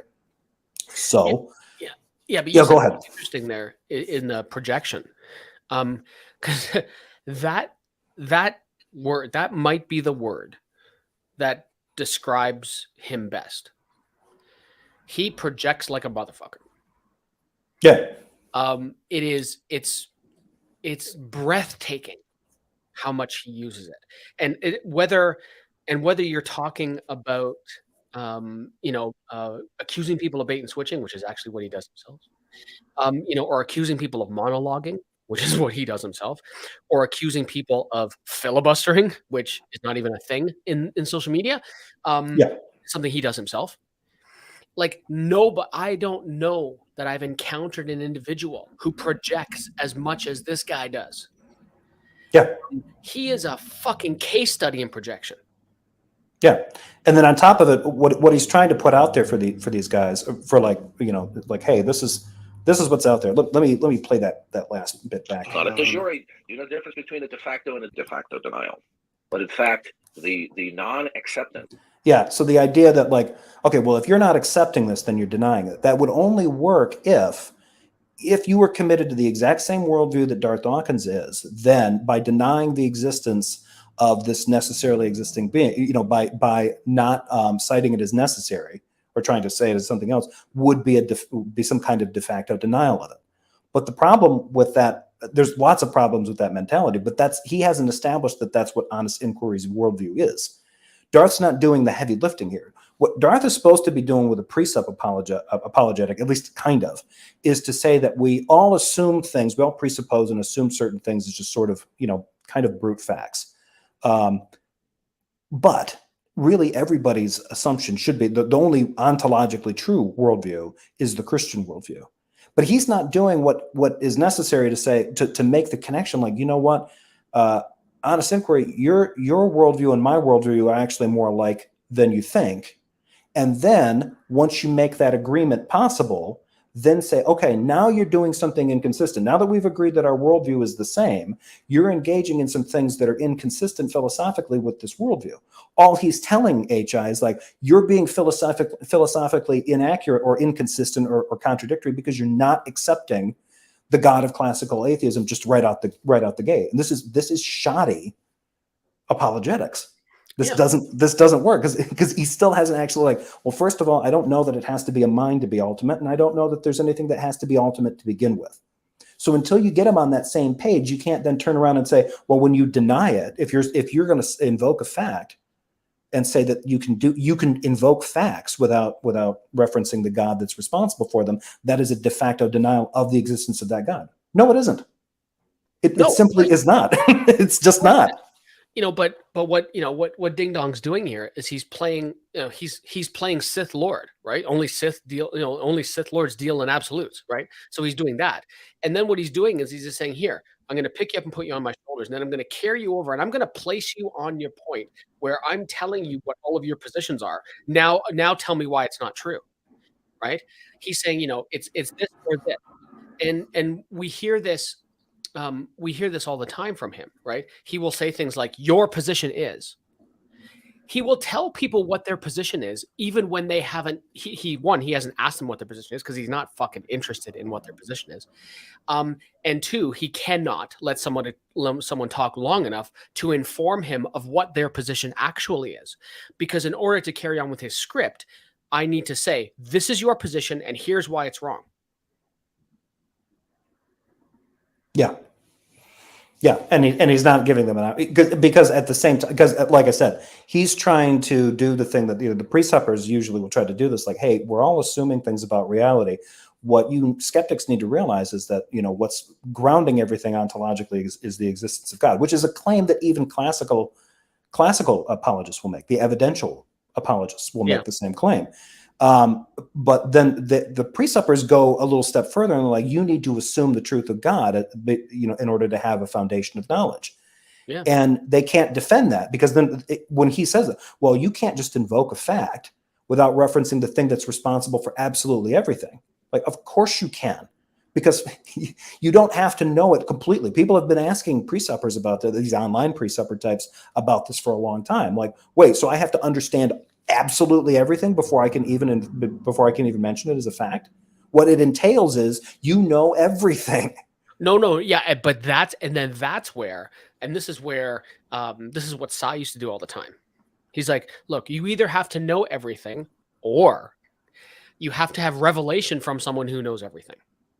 Yeah, you have to have a friend that's omniscient instead. Exactly, and it's like that breaks epistemology because you can't confirm omniscience. Well, see, but the problem is that Romans 1. You already know. You're suppressing the truth in your unrighteousness. Jefferson, you actually know that he's right, and so do I. Which is a perversion of what Paul was talking about, because Paul was talking about people that had taken it to a point where he was talking about another group. I was talking with my brother about this. He's talking about another group of believers.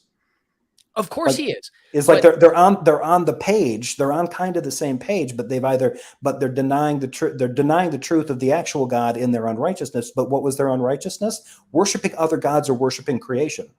Yeah, that was their unrighteousness. So it's like and then talks about in Galatians about how when you didn't know.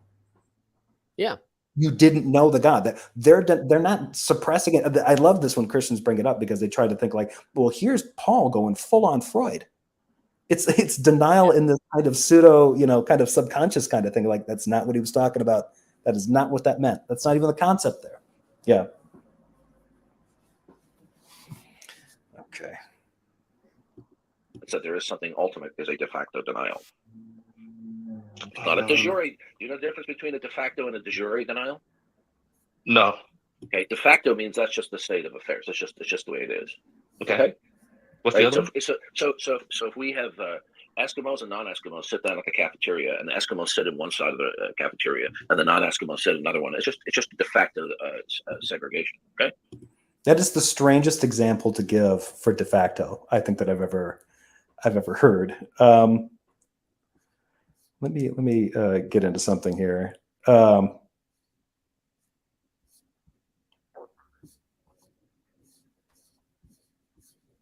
I don't even know what to say to that. So yeah, I wanted to make sure that I had this specifically because he uses this quite a bit. So de facto is just something that's done in practice, right? So his example, while clumsy and offensive, is basically apt.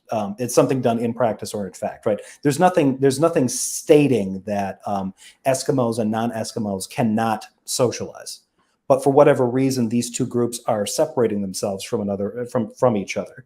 Now, where he's getting this wrong is like that is de facto segregation. It is not de facto segregation. These groups are simply not associating with each other. So whatever that's kind of a weird way of thinking about it. It's like these people might just be friends and these people might just be, co-workers and they haven't introduced themselves. There's lots of different dynamics. It's a shitty example.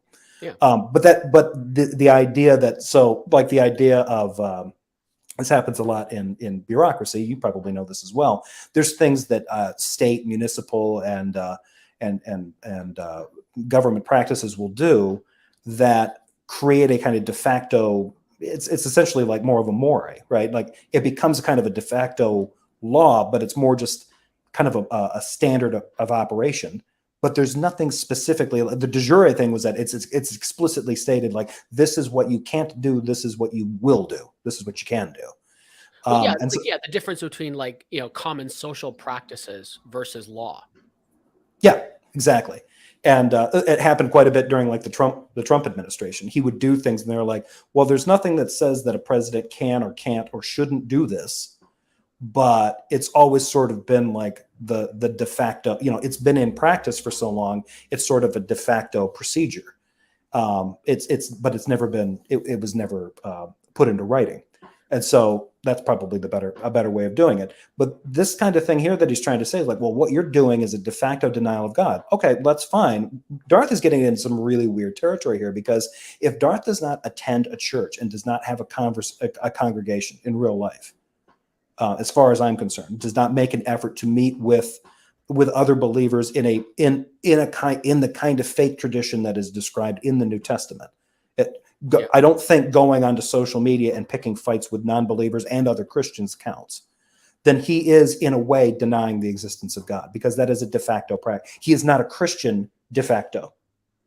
He's giving up on the one major component of being a Christian is actively engaging in the faith tradition. And the biggest component of that is attending a church, being part of an actual congregation of fellow believers to reinforce each other's belief and bolster each other's strength, to be there for fellow brothers and sisters in Christ. He's not doing that. So I could just say, like, okay, I basically implied the same thing when I had a conversation months ago with Barthology and e-bike, and said, you guys aren't doing this. So what are you offering us? You're on here yelling at us that we're not Christians, but when I ask you if you attend churches, you guys are basically both like, no. So it sounds like there's nothing on the table here. You guys, I should have told them, you know, de facto, you're not Christians. And through your inaction, you're denying the existence of your God. I want to be the fly on the wall when you say that to Barthology, and then or listen to the implosion. He went quiet. Did he really? That's interesting. Yeah, I didn't say it that way, but when I was on there, I was like, look, I get it. You guys are on here. I'm like, let's just assume that you guys are absolutely right about everything that you're saying. Your positions are correct. You don't attend church. You've admitted to that. I know e-bike doesn't, because that's PMARS. He doesn't go to church. He didn't have time for it. And Bart admitted that he doesn't go. I'm like, so what do you got? So let's say that I convert to your way of thinking. I'm like, I'm interested in your pamphlet. Let me subscribe to your newsletters from here on out. That's all I get. All I get from you is I switch sides and I come back onto social media and I do this endless exercise of elevating my blood pressure. But instead of having arguments with Christians as an atheist, I'm now having arguments with atheists as a Christian. I just switched teams. But I don't get the benefits of being part of a congregation. You guys don't understand what that's like because you don't have the discipline to go. I'm not engaging with that community, so I don't have to temper my beliefs or think about the consequences of things that I say, if they might hurt another brother or sister or cause them to falter in the faith. You guys don't worry about that because you're not attending a church. You're on social media where you can say whatever you want and be lazy and irresponsible. So precisely what am I supposed to get out of your faith tradition when you're not engaged in that? And he quit talking. Wow. Yeah. It's not, I don't think that one was available for replay, and in e-bike, PMAR shut up too. So it's like, or I think he might have piped up to say, you know, Jefferson's quite fat. That's about the best he can do. Wow. That's awesome. A de jure one that would be legislative, meaning it would be verbally dictating, right? Now, the bottom line here is you're an atheist. Your position is there is no God. Now, I'd like you to tell me why that's true. There it is again. Your position is there is no God.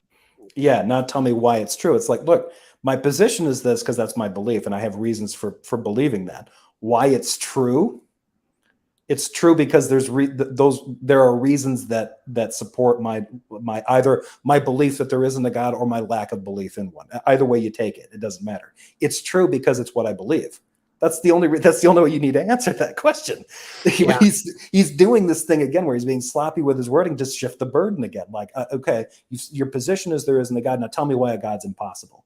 Yeah, exactly. And it's funny because one of the things that I love about Ding Dong is he loves using philosophy until someone uses philosophy in a way he doesn't like, and then it's philosoph speak. Because I remember having a conversation with this is one of the conversations I had with Jay Robin many months back, and I really felt like picking the fight. So I'm like, look, I know your God doesn't exist, and he's like, oh, how do you know that? And I said, well, and I referenced the Bible. I went through a few different things in my argument, and I said, now, based on the philosophical principle of fallibilism, which states that I can have knowledge without absolute certainty, I can claim that I know your God doesn't exist. And his words mate was like, well, that's just philosopher speak. Exactly. What did you think we were here for? and so this is the same thing that the Ding Dong does, right?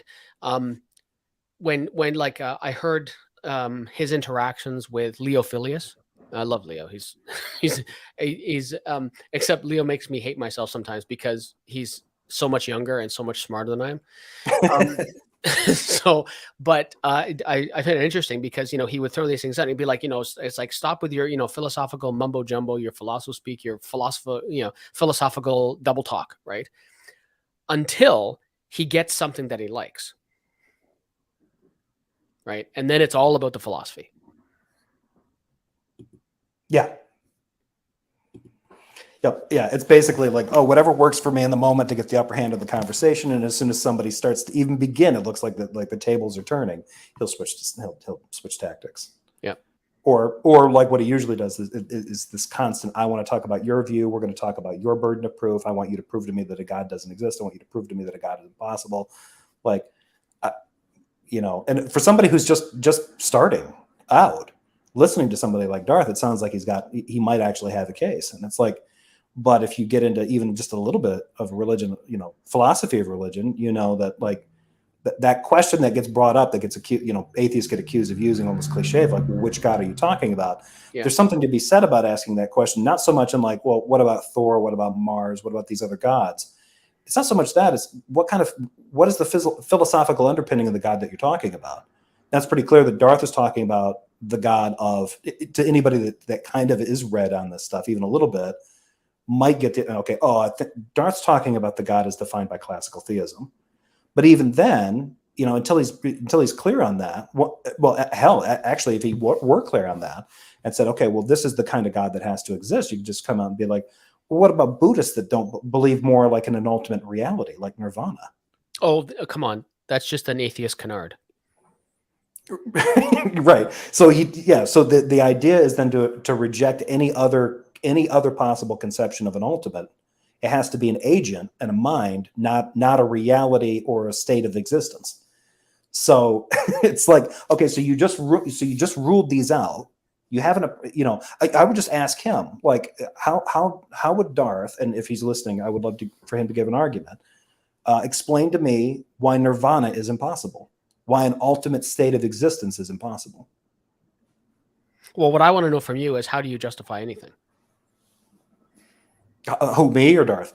No, you. Like that he would say some dumb shit like that to you back. Oh, okay, yeah. Only because I can conceive of it. And I think based on one of the entailments for a lot of the stuff that he brings up is like, well, God reveals it. Okay, well, God has revealed to me that there is no God.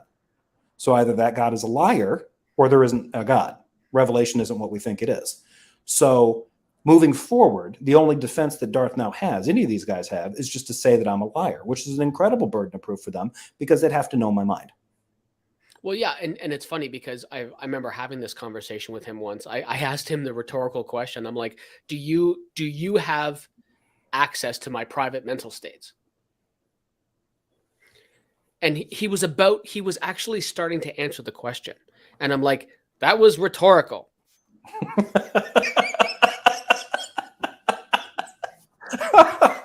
So it's like, well, if I had an opportunity to peel your skull back, you're like, no. Like, okay, I'm starting to understand that. Yeah, Darth Dawkins, his real fantasy is that he's one of the Pain Lords from the Hellraiser universe. Yeah. Dingus, thank you for the super chat. Darth Assist, the narcissist. It's hard to say, but it's apt.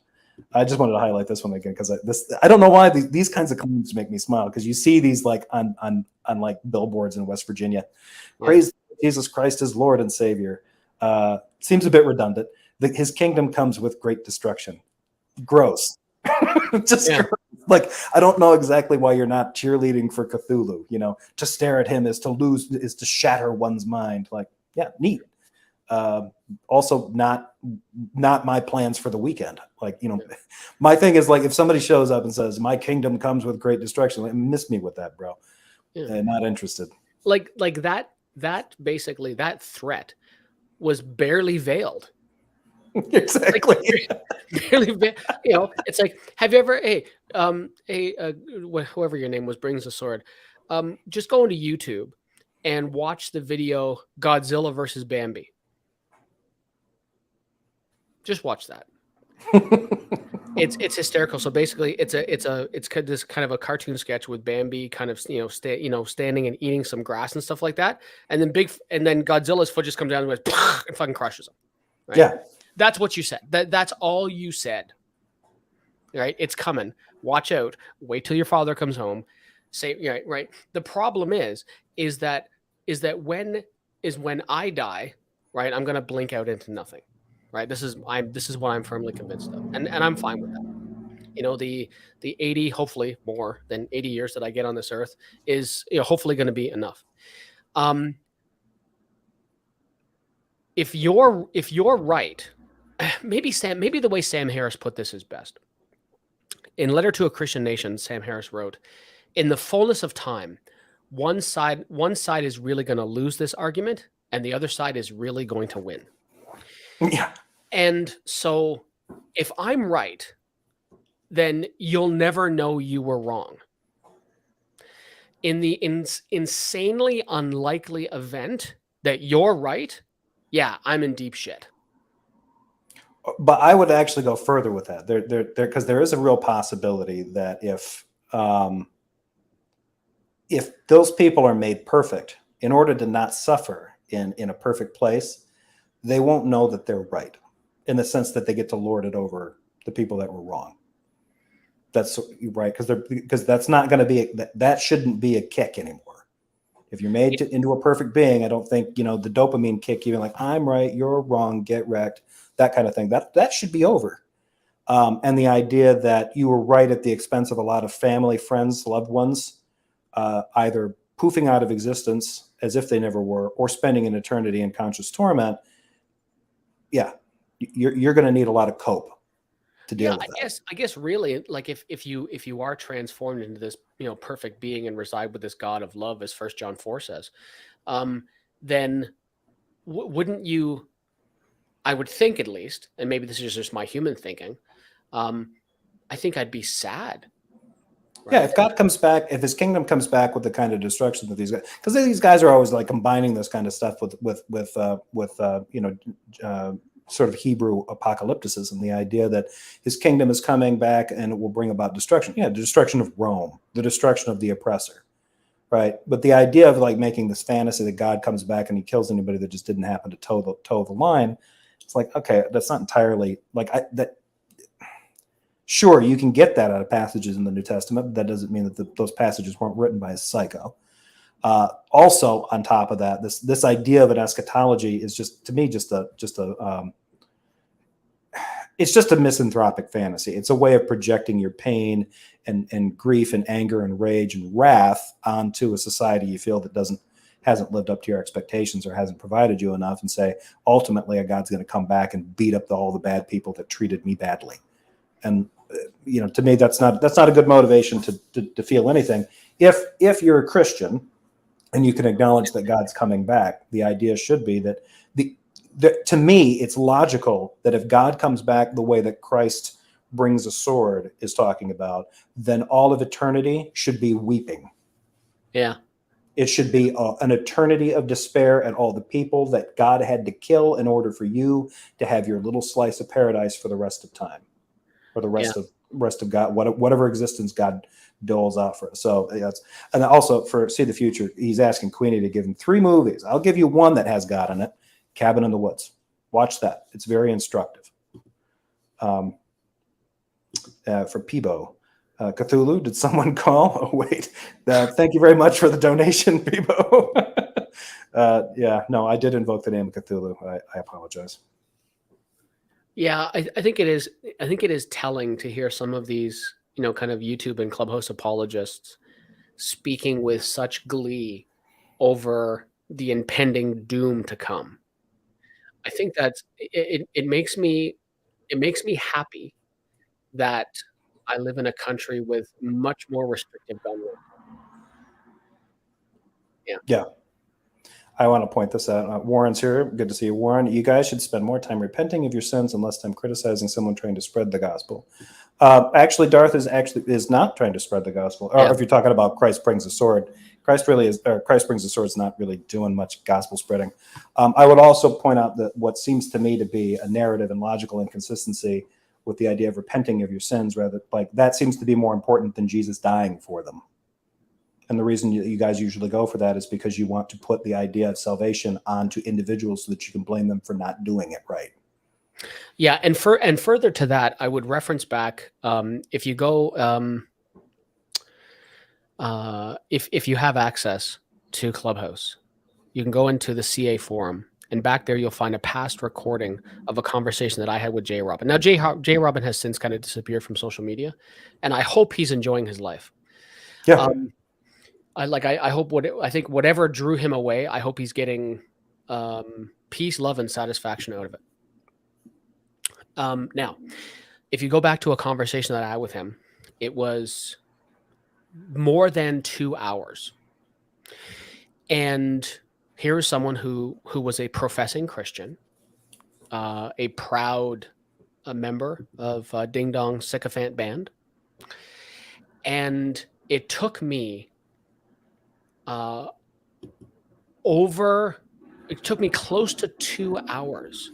And finally, I had to prompt him to get him to share the gospel message with me. Mm-hmm.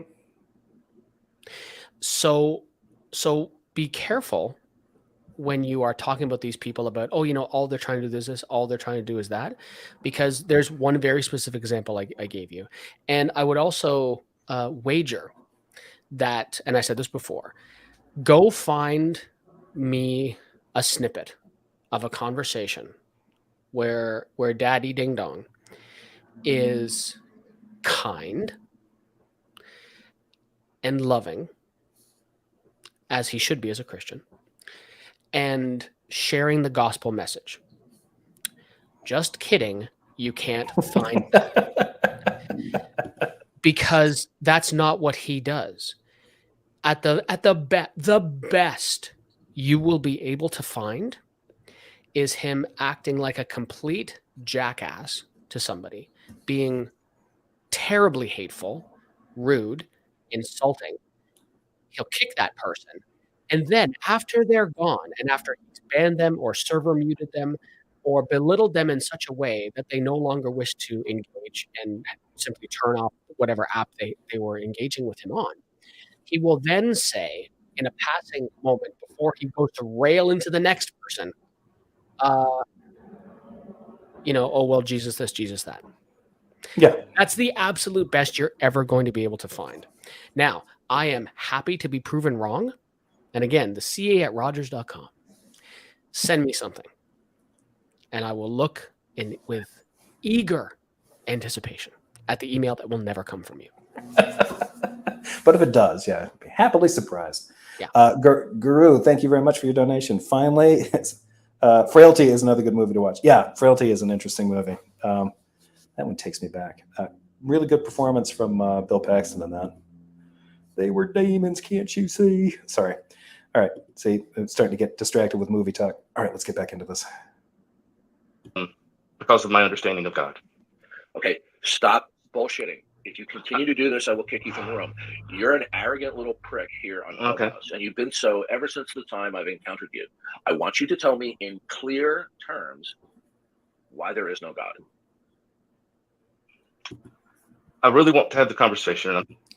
Yeah, and the best way to do this, I think, at this point, if anybody takes my advice, which, you know, take it with a grain of salt, it would be to say, like, okay, well, if we're talking about the God of classical theism, the God that's supposed to be an ultimate, you could always cite the principle of proportionality. You could cite that there are logical and potentially narrative consistencies with defining a being as being ultimate, in big quotes, mostly because ultimate can entail quite a bit depending on how the person is framing it and what they're kind of picturing in their head. There is kind of a concept of what is an ultimate in philosophy of religion. And I think Schellenberg's stuff has been like it's sort of cited as kind of having like the best sort of definition to kind of like keep it in some kind of consistent framework. But a lot of other Christians will just throw on ultimate as like God is this big times infinity plus one, whatever. That's not going to do it. So, asking, hey, why isn't this thing a thing? The simple answer to that is, well, because I'm not sure that thing's a thing at all. So asking me to give you some kind of defeater for what it is when we haven't even really clearly defined what it is. I know that Darth is talking about the God of classical theism, based on what I know from his track record and from what I've read, but he's not being overt about that. He's being real cagey about what he's talking about. So when he gets somebody into this kind of thing, they're going to sit there and be like, wait, do you want to know why Jesus is impossible? Why the God of the Bible is impossible? Do you want to know why the God of classical theism is impossible? Do you want to know why nirvana or something like that, some other conception of an ultimate, is impossible? Like what exactly are you looking for, Darth? Well, yeah, and again, this is the whole, and I've said this before, right? This is arguing from Vaguetown, USA. Yeah. Right. And, it's like, the ultimate mind, yada, yada, yada. Oh, by the way, John 3:16. Right. Back to the old bait and switch. Right. He will do what he accuses others of doing. Yeah. Right. He's trying to hammer honest inquiry to the wall or to the cross. With, talking about how, you say you're an atheist. Tell me how God can exist. Right. And yet he will not give what he demands of others, which is specificity. Yeah. And then at the end, swap them out. Yeah. And it's so fucking dishonest. But then we have to remember who we're talking about. Yeah. It's Captain Dishonesty here. Okay, here we go. I'm trying. I'm not trying to be. No, you're not. You're lying. You're absolutely lying right now. How am I lying? I'm not even saying anything. What is your argument, dude? I want you, Red, please don't interfere. I want you to tell me in clear terms why there is no God. In order to do that, we're going to have to talk about what I think God is. And you don't want to let me do that. God is defined as that which is eternal and ultimate and a mind. He is the creator and he is the source of all things that are not himself. That is kind of generally pretty consistent with the God of classical theism. So, I mean, now I like how Darth is putting it out there, like that's the God. Okay, well, fine. If that's what you want to bring up, there's not a lot there to attempt to debunk. Because if you say, I don't think that he's ultimate, Darth can always be like, ultimate in what way? I don't think it's a mind. Well, what do you mean by mind? None of these are really clear. Even in philosophy, these are infinitely debatable terms. And Darth seems to think that just by chucking them out there, that just cinches it. Now, checkmate, atheist. Now you gotta prove to me why this thing that I'm attempting to define this into existence. You tell me why I'm wrong to do so. Like, I shouldn't have to tell you why you're wrong to do so. Attempting to define something into existence is stupid. Well, yeah, because what he's doing is he's doing nothing but stipulating it, right? Oh, I should emphasize that more. Stipulating. Stipulating. Stipulating. But conspicuous by its absence, right, is what I hear when I talk to other people about God, right? The triune God of the Bible, right? Father, Son, and Holy Spirit, and then what typically, rolls into, the gospel, Jesus, who was, born of a virgin, lived a perfect life, died, crucified, rose again in 3 days for forgiveness and sin, yada, yada, yada. I can recite the fucking gospel better than he can. And so it's, of course, I did it kind of badly there, but these are the things that he won't go into, right? He keeps it fucking vague town. Well, the worst thing, mine. Yeah. The worst thing for me about it, though, is that he tries to make this an illustration of why, okay, I'm going to ask this question of this Christian or this atheist. This atheist is going to violate their position as either a naturalist or an empiricist or something like this right out the gate. And let me show you how they get, now he might have a point there as soon as somebody tries to answer one of these questions. You're not violating your position as either a rationalist or an empiricist if somebody asks you this question and you just use logic on them and say, this is a burden shift, what are we talking about? As soon as you do that, then you've confirmed your quote unquote worldview as a rationalist or empiricist. At least you should be on his side of things, and that's all you have to do. Now you'd actually be Darth should know better. Darth should know, like, okay, well, if I really want to get one of these people to violate what they're going to talk about, the first thing I do is I ask a loaded question that's an obvious burden shift, and they don't mention it. Yeah. Answer the question as asked, or you are dodging. You are dodging, right. You are obfuscating, you are prevaricating. What other, catch words can we send out there? You must answer his incredibly vague question in an incredibly specific way. Yeah. It's hysterical. And he wonders why I won't talk to him. Exactly. Okay, that's not my concept of God. Okay, that is right? that is a minimalist definition. See, now you're bullshitting again. Okay, God is I'm not. I'm being honest. God is no, you're not. Okay, and you know what? You're getting. So you read my mind. You're getting closer to me kicking you out again. You're doing your same old shtick that you do all the time. Now, God is defined as the supreme being. Have you ever heard of God being referred to as the supreme being? Yes.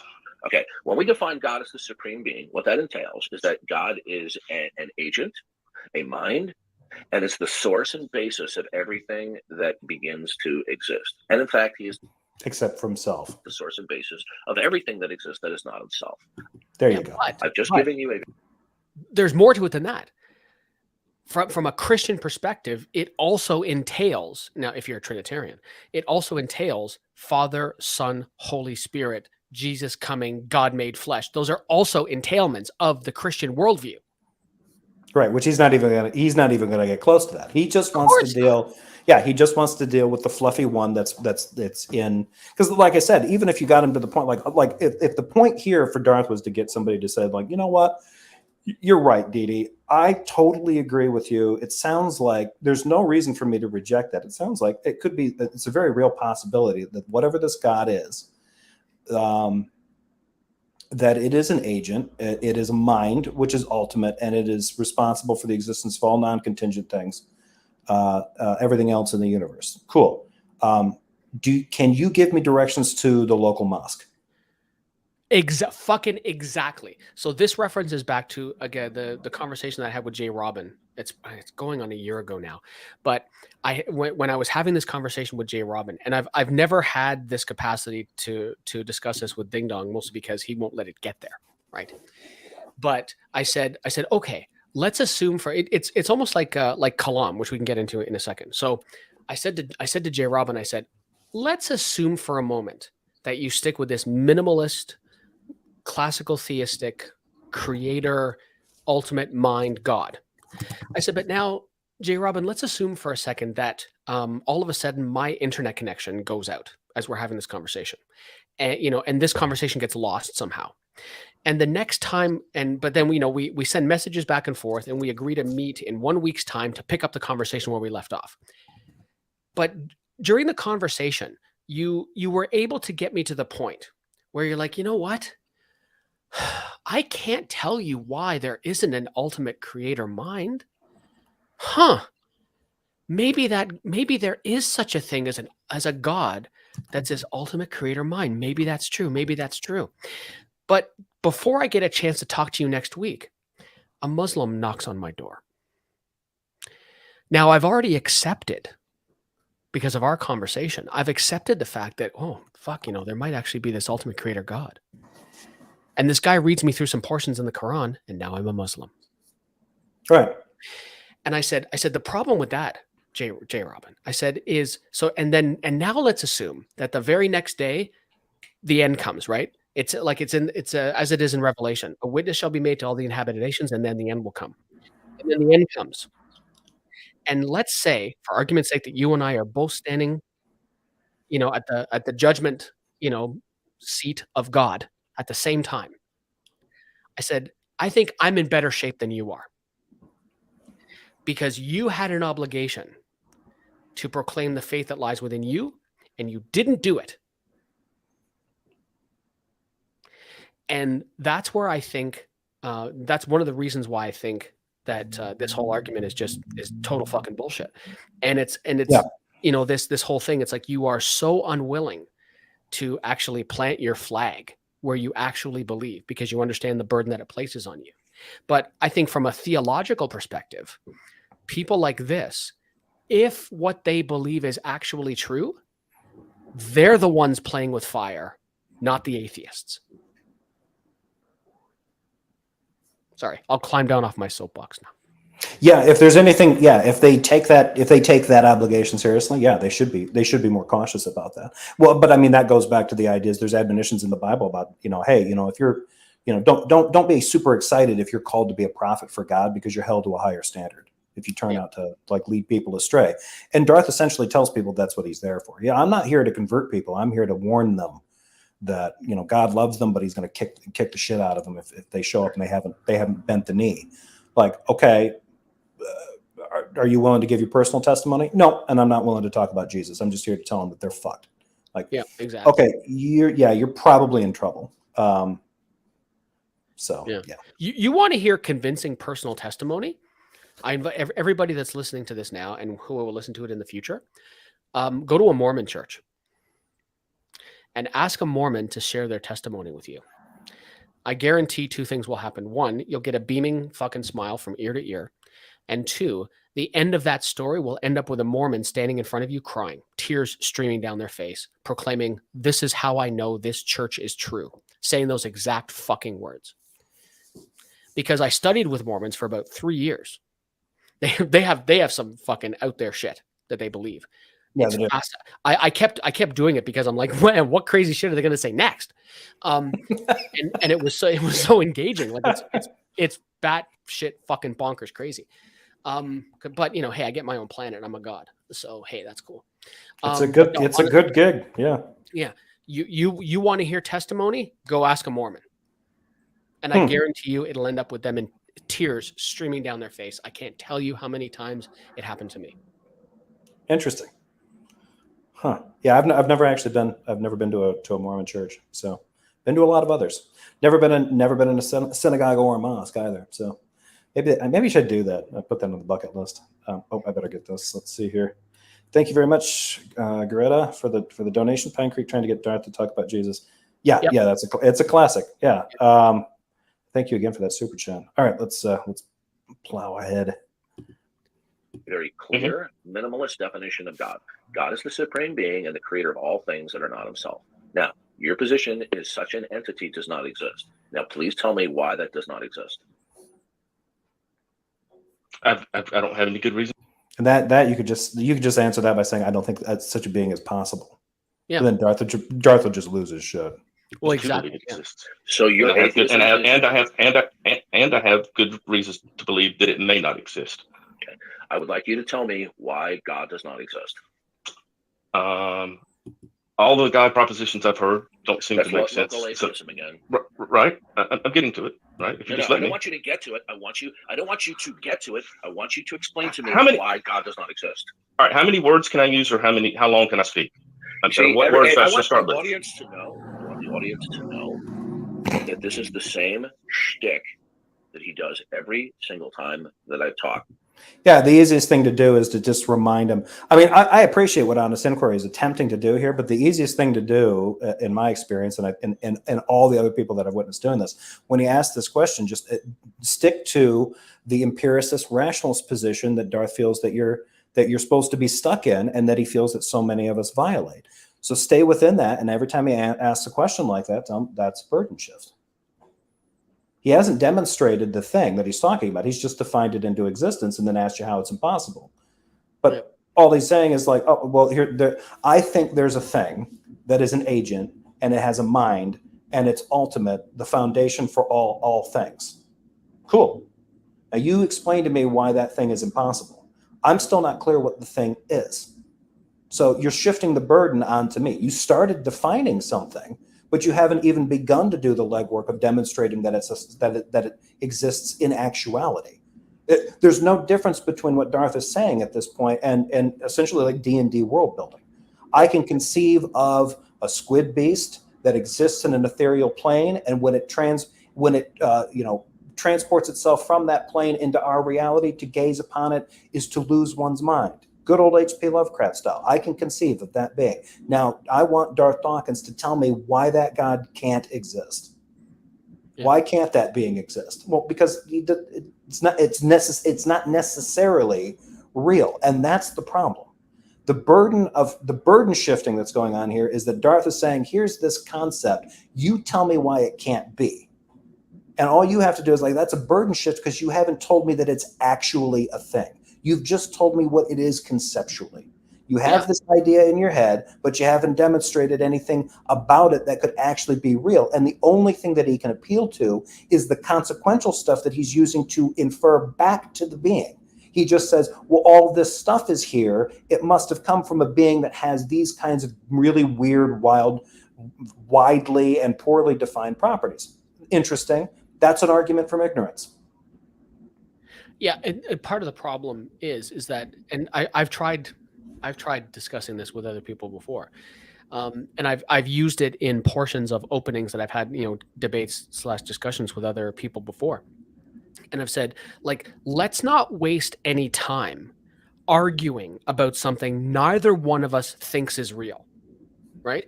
Because when you break it down to the lowest common denominator, Ding Dong does not believe in the God he's asking Honest Inquiry to falsify.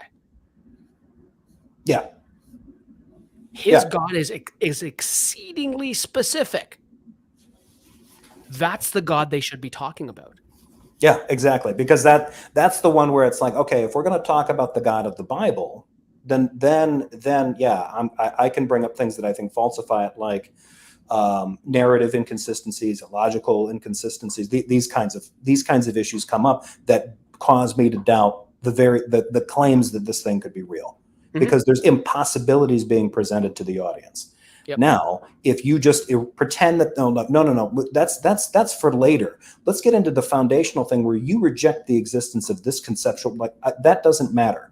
You haven't begun to prove that thing can actually exist. And the only way Darth could actually get closer to starting to do that is to then get into, like, okay, why do you believe that? Well, because it's been revealed to me. Okay, so you've essentially restated that the concept of the God that you want to talk about is the God of classical theism. And when I ask you how you know it to be the case, you appeal to something from your specific theology.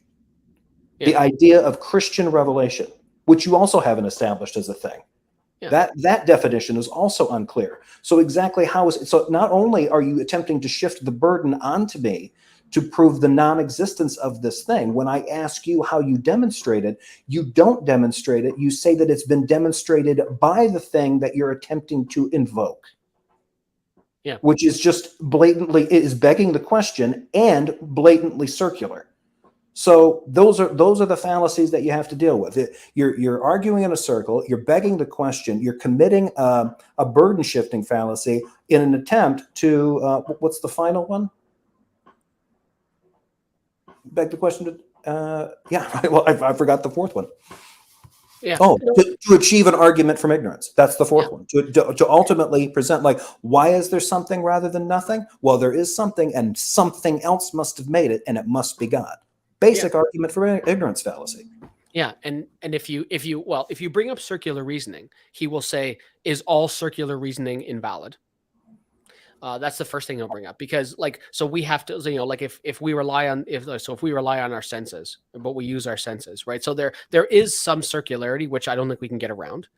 But then the other thing is he will, again, with, like you said, beg the question, but it still goes back to, again, the whole thing, like I said before, about baiting and switching, right? Because it's like, let's get you, and you said it perfectly a minute ago, right?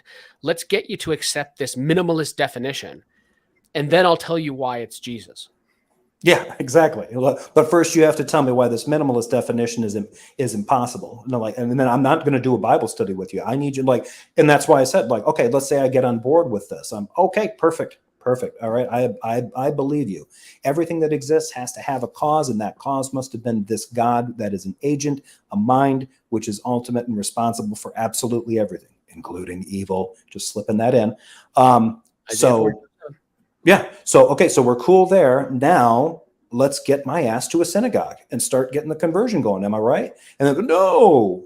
Oh, okay. The mosque then. No. Okay. Christianity. Oh, okay. Okay. So I just go to the Catholic Church and then just work on my catechism and try to become, no, of course not. Oh, okay. Exactly. Kingdom Hall. Yeah. It's like as soon as you accept it, you could just grant Darth everything that you're going here, and then just lead it to the entailment. Like, oh, I'm going to run towards one of these religions, and then watch the fucking wheels fall off. Yep.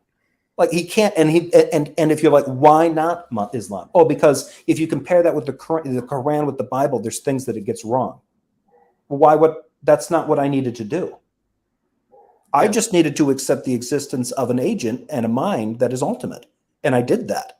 So why can't I accept this revelation here that's coming out of the Quran? Well, because it contradicts with this revelation here. I'm like, but can't you say that there are certain aspects of the New Testament as revelation that contradict the revelation provided in certain books of the Old Testament?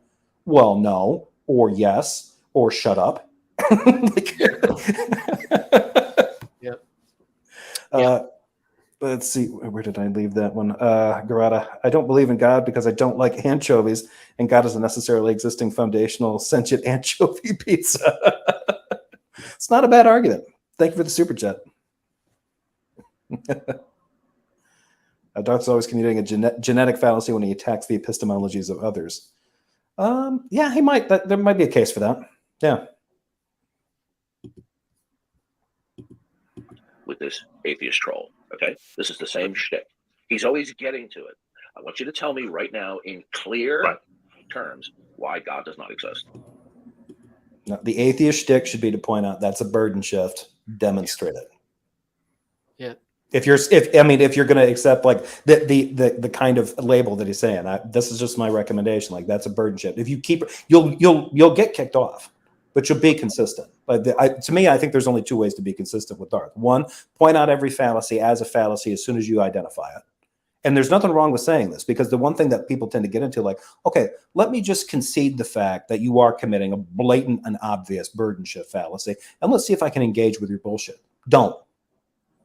Just shut him down immediately. Identify it for what it is, and then make him come out and say, it's not a burden. I'm not shifting the burden. Don't you understand that when you deny this, it's an implicit denial of God? If I accepted your worldview, which I don't, which is also a burden shift. Continue. Yeah. Do you have something relevant? Treat this guy like your Chat GPT, and he's giving you an input, and you just come back with, I'm not designed to answer this horse shit. Yeah. Yeah, or get him to pinpoint which God. Like that's why, like when I used to engage with him, I would say, which God are we talking about? Tell me which God we're talking about. And it's a good way, like it's a really good way to get him to kick you out, right? Because he's not interested in that. Yeah. I think he's getting kind of close to an example that he gives, which is, and we can actually once we get to this point, we can kind of stop, because we really hit the main fallacies, his little parade of fallacies. The attempt is to just bolster and appeal an argument from ignorance by engaging in burden shifting, circular reasoning. Yeah. And so it's just been a repeat of that. Plus ad hominems.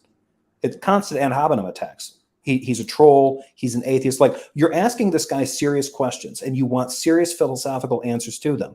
But every time he begins to answer, you block him and then start calling him a troll and a liar, and he's dishonest, and this is his shtick, basically, which is also poisoning the well. So nothing about this is charitable. So it would then call into question, why are you even asking these questions to an individual you respect so little when you won't let him finish a thought without characterizing his thought as necessarily being a lie? Because part of Darth's specific theology is that anything coming from a non-believer is a lie. Yeah, because it's blood sport, right? Like, yeah. this is blood sport to him. And, you know, it's like, you know, you say charity, he can't even spell that word.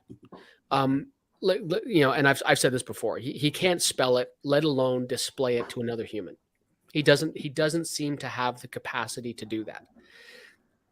And you hit the other nail that you hit right on the head is when you're talking, you know, he's asking for very, very specific answers to very, very vague questions.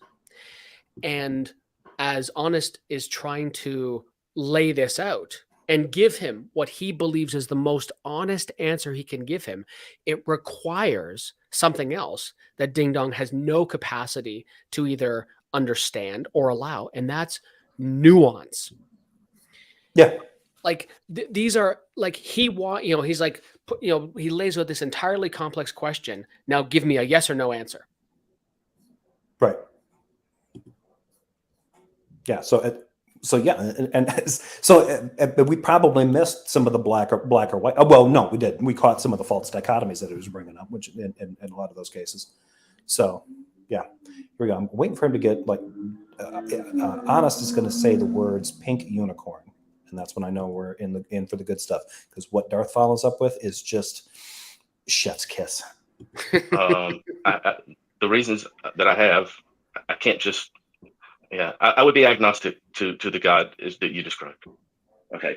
Well, actually, that's a claim that cannot be substantiated. Now, either when you invoke facts will be spoken with reference to the necessity of God or without.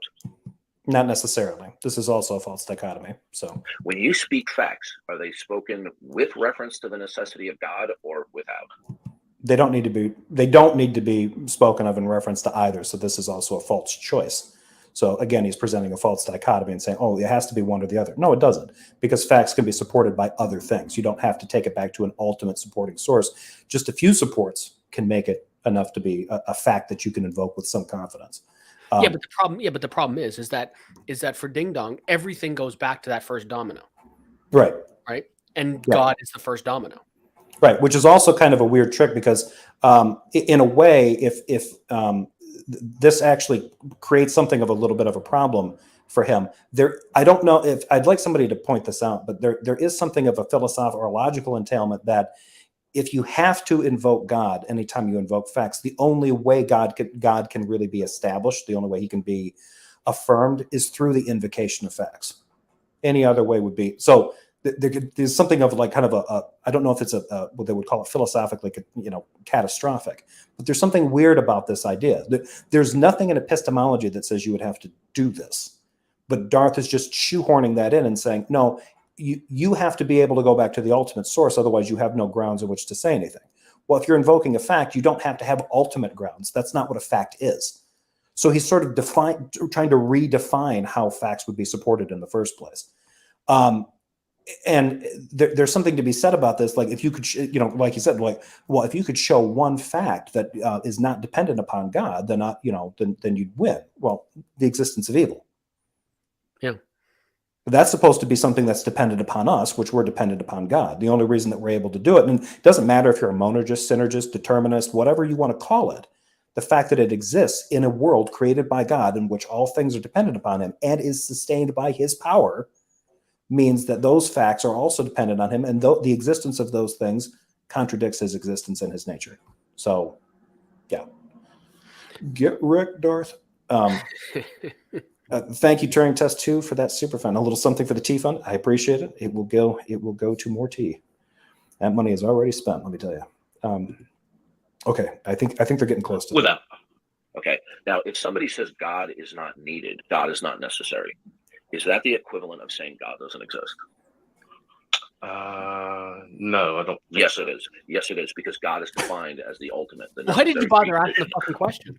Exactly. He's just going to go back to, no, God is defined as this in classical. You have to accept it. You have to accept. I'm like, no, I don't. I haven't accepted it. You just keep going back like, no, you're violating your own worldview. No, I'm violating the worldview you're trying to superimpose onto me. Yeah. Because it's funny, like when you break it down to the low, for me, what the lowest common denominator is that, you know, like Ding Dong will say, you know, it's like, you know, how do you ground these things, this, that, the other thing, you know, you can't have a foundation for this, you can't blah, blah, all these other things, however you want to say it. Right.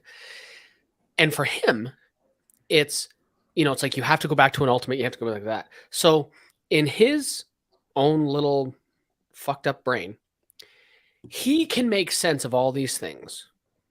He can have a foundation. He can speak intelligently. He can do all of these things. And he takes it back to a completely undemonstrated entity. And in his mind, that just gets us on, like, that's just, well, yeah, duh, right? Yeah. Because God. So hang on. So because the thing you can't demonstrate actually exists, like if you had the ability to demonstrate that this thing exists, well, we wouldn't be having this fucking conversation because I'd be a Christian. Yeah, exactly. Yeah, it would. The work would already be done for you. Like, and if he understood this, then he'd basically be able to say, "Look, the presuppositional apologetic is a way of kind of phrasing this. Like, we're both kind of assuming a world, but ontologically, the only reason it exists is because of God, right? You're already on the same page. If you wanted to do this, and I've said this many times, if you wanted to do this and wrap that into a universalist message of Christ, you could just be like, "Yeah, it's already taken care of for you, bro." The reason that we have a subjective experience that differs is because, you know, that's revelation. That's general revelation. Special revelation is there's this idea that we feel something beyond ourselves, some greater power. And, you know, I personally think that there is this God that has redeemed us, if it ever did condemn us to begin with. And when we die, we're all going to go into some kind of different existence with it. Cool. That's just this amorphous kind of. No, I mean, to me, I don't think that's any less, less non-committal than the idea of trying to say, well, the idea of talking about somehow the virtue of the God of classical theism, which is, oh, it's a mind and it's ultimate, it's responsible for everything. Great. Why? What is that? I don't know. I don't know what you're talking about. Well, because a la Psi 10, because if you don't start with that, you can't make sense of anything. Right, and the thing is, like, no, that doesn't follow either. I think Coco's, I think that was the name it asked. Like, how do I invoke God when I invoke a fact? I told Darth, you invoke God when you invoke a fact. If God is the source of if God is ultimately foundational for the existence of everything, when you invoke a fact, that is referencing God. It does it by default. The fact that you consciously or unconsciously don't understand God or you're suppressing the truth of unrighteousness doesn't mean you lose the ability to invoke a fact, because God's responsible for the ontological existence of what the fact represents. So it's just broken epistemology at that point. And that's still a killer for Darth. When I asked him when he was on my show 2 years ago, he had no answer for it and he pissed off. Well, that's just because you were being precocious. Yes. There's another word. There's another word Ding Dong doesn't understand. I was being precocious. Of all things. So to say that God is not necessary is the same thing, in fact, as denying God's existence, whether or not the individual is aware of it. Can you say that again? Because I'm not sure. God is defined as the ultimate, which means the necessary precondition of all things that are not itself. Therefore, if somebody says God is not necessary, that constitutes the denial of God, whether or not the individual is cognizant of it or will admit it. Because of the definition that you've given of God. Okay. It's the definition. Now, yeah. Do you now understand, to assert directly or indirectly that God is not necessary is the equivalent of saying God does not exist? If God is defined that way. But since it hasn't been demonstrated that way, it's not necessarily a denial of God. It's just a denial of that concept of one. But he has stipulated this. Yeah. This is the way it is. Now get on with it. Let's see here. JL writes, I wonder if anyone ever pointed out that because it cannot be determined rationally that God would never lie, its own attributes dictate intelligibility is impossible. Well, I think what a Christian would say to that is, I think it's in the book of Titus where it's stated that God can't lie. And I know, because I brought something not exactly like that, but something similar to that before, and that's the Bible passage that was tossed out to me. God can't lie.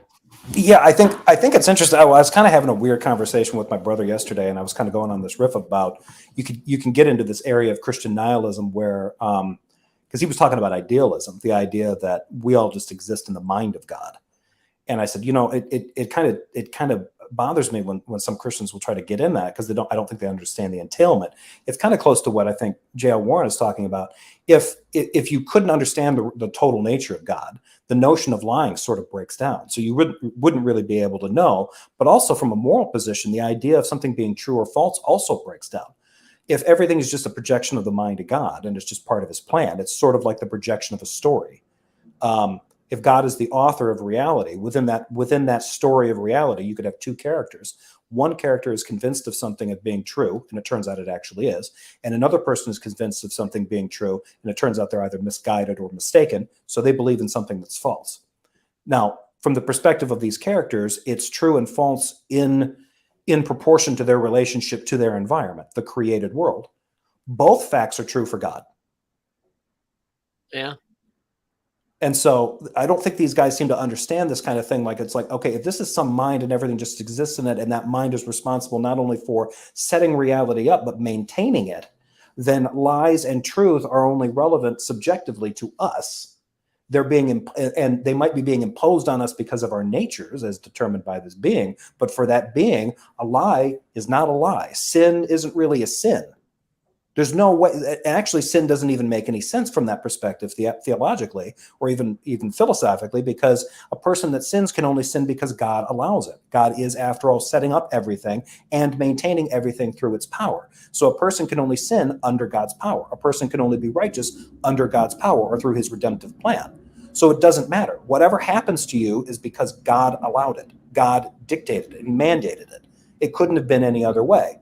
So it's only a sin or unrighteousness or righteousness or whatever from our perspective. From God's perspective, it's just a stage play. Well, yeah, that's right. What is it? Ephesians 1:11 says that basically, everything happens as per his plan. Yeah. Everything. Yeah. And you brought an interesting point that Ding Dong talks about a lot, right? That that God not only started this wheel going, but that he has to keep it going. That it's basically he's the fucking galactic janitor that keeps everything going, and without his constant intervention of things, there's nothing anyway. Yeah. Given your colloquial definition of God, yes. No, it's not my definition. It follows that if somebody denies the necessity of God, directly or indirectly, it is the equivalent of saying God doesn't exist. If you use your colloquial definition of God, listen, it's. See, they're both wrong here. Honest is wrong only because he has, and this is not necessarily his fault, he hasn't identified that definition of God that Darth is using is the God of classical theism. So in a way, it's not Darth's like idiosyncratic or colloquial definition of God. It is kind of supported by basic classical theism. What Darth is getting wrong is trying to say that this is the only definition of God possible. That if we're going to talk about God, this is the only one. So yeah, they're already now. I mean, they've done this already. There's been examples before, but this is a clear example of them kind of talking past each other because Darth can't have a conversation without it breaking down from the jump. This is not just a colloquial definition. This is pretty much a universal definition for God. Now, well, A can't equal not A, right? So I understand if you use something to describe it, isn't going to work that you usually do here. Now, okay, yeah. Do you understand? I've explained this to you multiple times. To assert directly or indirectly that God is not necessary is the same thing as saying God doesn't exist. Okay, sure. Okay. Now, when you invoke facts, are they invoked with Without reference to the necessity of God, or without, right? Without. So you invoke that. Okay. So when you invoke facts, you're saying facts without the necessity of God. Yes. Good. So that constitutes the denial of God. Okay. Yes. So you can stop with the bullshit that you're agnostic. You are an atheist. Atheism is the position that there are no gods. Now, please tell me why God does not exist. Well, no, he's atheist in the sense that he doesn't believe that the God of classical theism exists. Now Darth's getting lazy with the terms. There's only, and Darth has said this before, he's made this commitment. The only God that's possible is the one defined the way he defines it, the one defined by classical theism. Yeah. And if that's the only God possible, then it follows logically that anyone that denies that is not the definition, like he likes to bring up, that's local atheism or global atheism. There's no such thing as far as Darth's concerned. If you deny the only one definition of God, you are by definition a global atheist.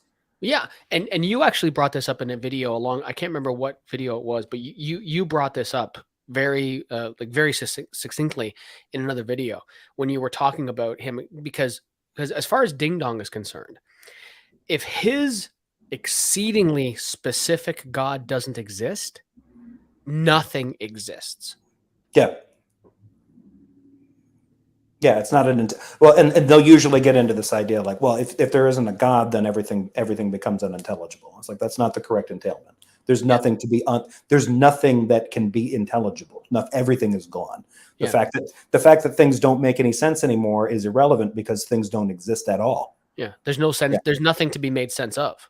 Right. Yeah, and the fact that he'll play fast and loose with these, because it's just one of the many examples of a lot of the things he really doesn't understand. A lot of these guys don't. A lot of these guys they'll play fast and loose with a lot of these terms, and they really haven't thought through.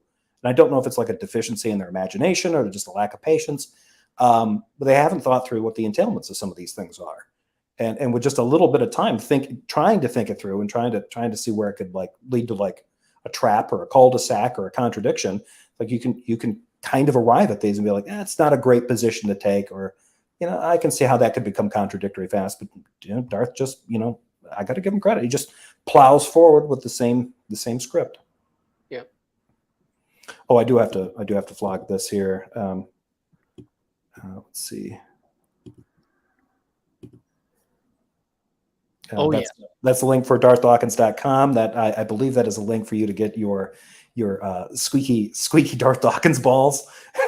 So order one today for the kids. So what, actually, thank you for thank you, Jail, for the reminder. I will go on and do that today. And if you could provide me with an email address where I can send you the video of my dog chewing on it. I would also like to say that because Darth's avatar is imprinted on the balls, the evil that is on the toy is naturally highly flammable. So just, handle with care. They will go up quite quickly. Garada, thank you for the super chat. You'd think an omnipotent God could create a universe that didn't need that God to sustain it. Sounds like this God's universe is wobbly. Yeah, it's sort of like he's spinning plates. I always love that example. They're like, well, God's the sustainer of the universe. I just see this beleaguered illusionist like spinning these plates like, it just seems like kind of a weird situation. Like God is sitting there in all of his ultimate glory. Like, you know what? I don't have enough to do. Let's see if I can exhaust myself. Yeah. Thank you again for that. Did somebody block this guy?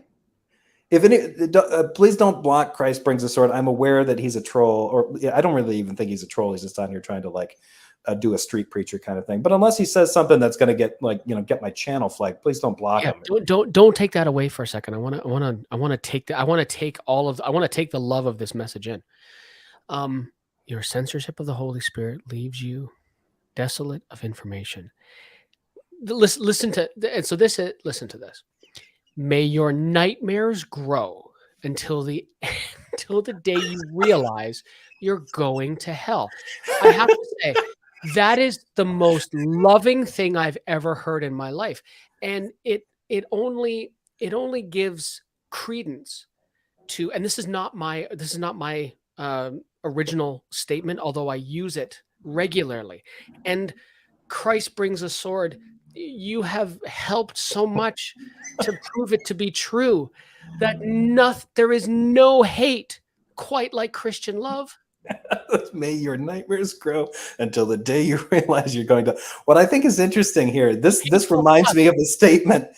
I can't remember this insult, but it was back. It was from Serbia, Bosnia, in that area back during the the troubled times with Milosevic and all that, the ethnic cleansing. And it just seemed like that region was always on the news because of all the all the stuff that was going on. And C-SPAN would always have aerial photography of the bombings that were being done, just this horrible war-torn area. I don't remember where I read this, but there was, and I don't remember which particular region developed it, but there was this insult supposedly that came out of one of these areas that translated to "May your house be featured on C-SPAN." Wow, that's interesting. Yeah, which is essentially like, I hope you get bombed from orbit, and this is in the same spirit of that, It is. So Christ brings a sword. Under your belief system, I am clearly made for the fire. Now, when I die, I will go to hell. Okay. I've spent a year now writhing in agony. Yeah, we haven't even gotten warmed up yet. I've spent 1 million years languishing in torment where we've just gotten started. 1 trillion years from now, time hasn't begun to tick yet. So, and this will go on forever. That's not good enough for you. You want, so the fact that I'm going to writhe in eternal torment and agony, you also desire for my fleeting time on earth to be filled with traumatic mental trauma, like nightmares. You exemplify the love of Christ like no one I've ever experienced. Yeah, I hope you suffer here until you die, and then you can suffer forever there. There's not enough hells I can wish you to. Yeah, thanks. So play this back a few times and just listen to it, right? And take a screenshot of the message that you put in chat and just read it over and over and over again.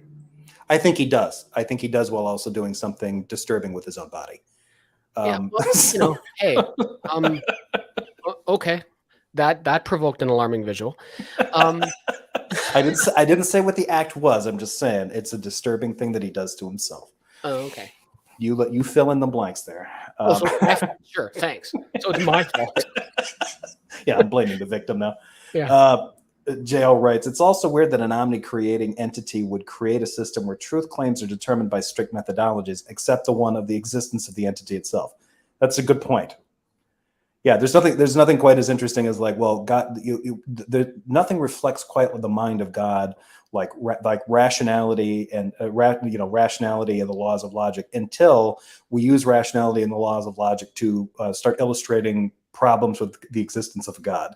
And then it's like, oh no, those are no good. Yeah.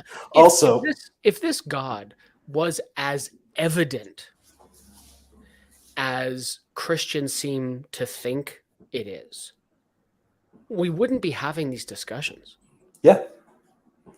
And here's this one's this is actually for you, Michael. Oh, there we go.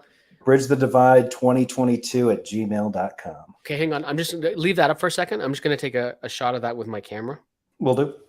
Because I will absolutely positively send you a video, and I give you free reign to use the video as you see fit, of my dog chewing on that toy. Yeah. If he does, if there is, I should probably. Can you send that to me, Michael? Absolutely. Yep. I'll see if because I can. If I can make a clip of that, and maybe turn that into like a video that I can close out my Darth Dawkins videos with. That'd be kind of fun. Yeah. Yeah.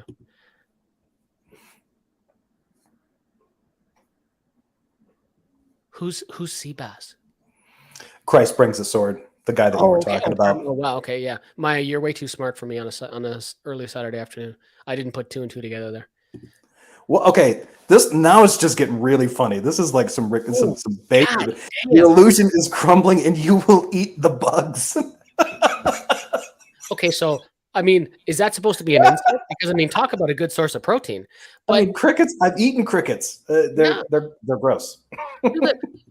Christ brings the sword. Are you aware that there are millions upon millions of people that eat bugs regularly as a source of protein because they don't have access to anything else? Like, or are you that fucking stupid?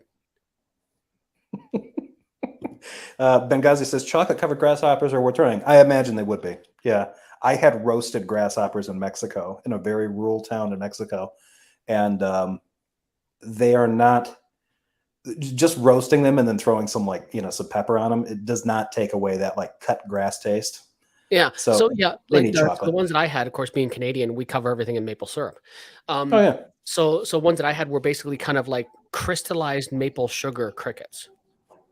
And I mean, yeah, covered in maple syrup, fucking damn near anything's delicious, right? So they were tasty. They really were. So yeah. But it's just, yeah, your hatred is wow. I want a citation for this since I'm feeding the troll at this point. Are you aware that 99% of adult bugs are covered in parasites that control behavior? I'm sorry, what? Yeah. 99% of adult bugs are covered in parasites that control behavior. Do you know that? Well, this explains why I'm an atheist. It's been revealed to me that there is no God by the mites that clean up my eyelashes. So take that, Seabass. That control. Okay. Citation, please. Yeah. Like, look, I know that cordyceps can get into ants and lots of other bugs, but you start seeing some very different behavior out of those bugs, and you also can notice that they're different because they've got a great big fungal antenna popping out of their brain.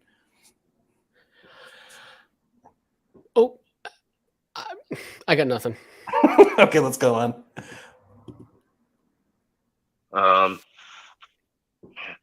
Nothing I'm going to say is going to appease you. So, because you don't have a conversation. You decided that God does not and cannot exist. I want you to tell us now why that is the case.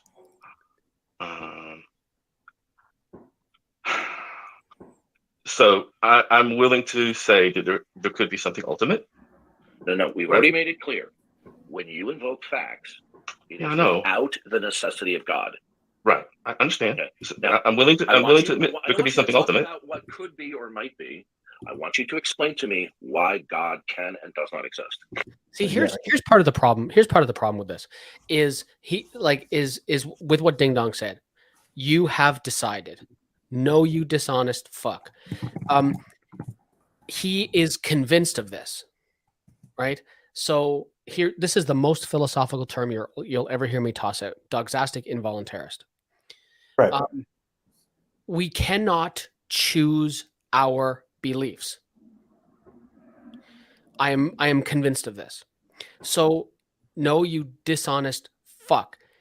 He did not decide God doesn't exist. It's his psychological state. It is what he is convinced of. Right. And it is your obligation as a Christian to attempt to convince him otherwise. Exactly.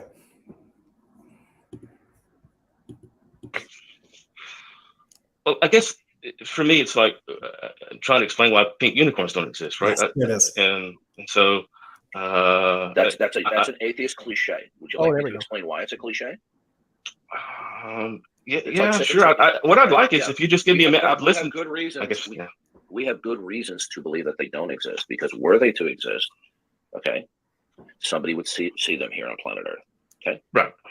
Okay. So now I want you to tell me why God does not exist. Now I've been asking the same question now for over 20 minutes. Will you give me 1? They've actually only been talking for about 15 minutes, uninterrupted. 1 minute. I want you to explain to me why God doesn't exist. Can I have 1 minute uninterrupted to do that, please? You will be uninterrupted as long as you are answering the question. Right. And he is the arbiter of whether or not you're answering the question. Right. Yeah. It's funny that. But right. he's getting to something here with this pink unicorn thing. I think it's coming up here. Well, I'm sorry, I'm not a mind reader, and I don't know how you want me to answer it. I'm trying to answer it. I want you to explain to me why God does not exist. Yeah, so if you don't want to have the conversation, that's fine. I'm literally trying to be as cordial and as honest as I can. No, you're lying right now. Please stop lying to me. You're not being honest right now. So you're reading my mind? You're reading my mind. No, you're a liar. You're a bald-faced liar. Yeah, but he can't prove that. He can't prove that this guy's lying about his stated beliefs. But besides, Honest has barely had enough time to talk to string together a bunch of lies. Right, exactly.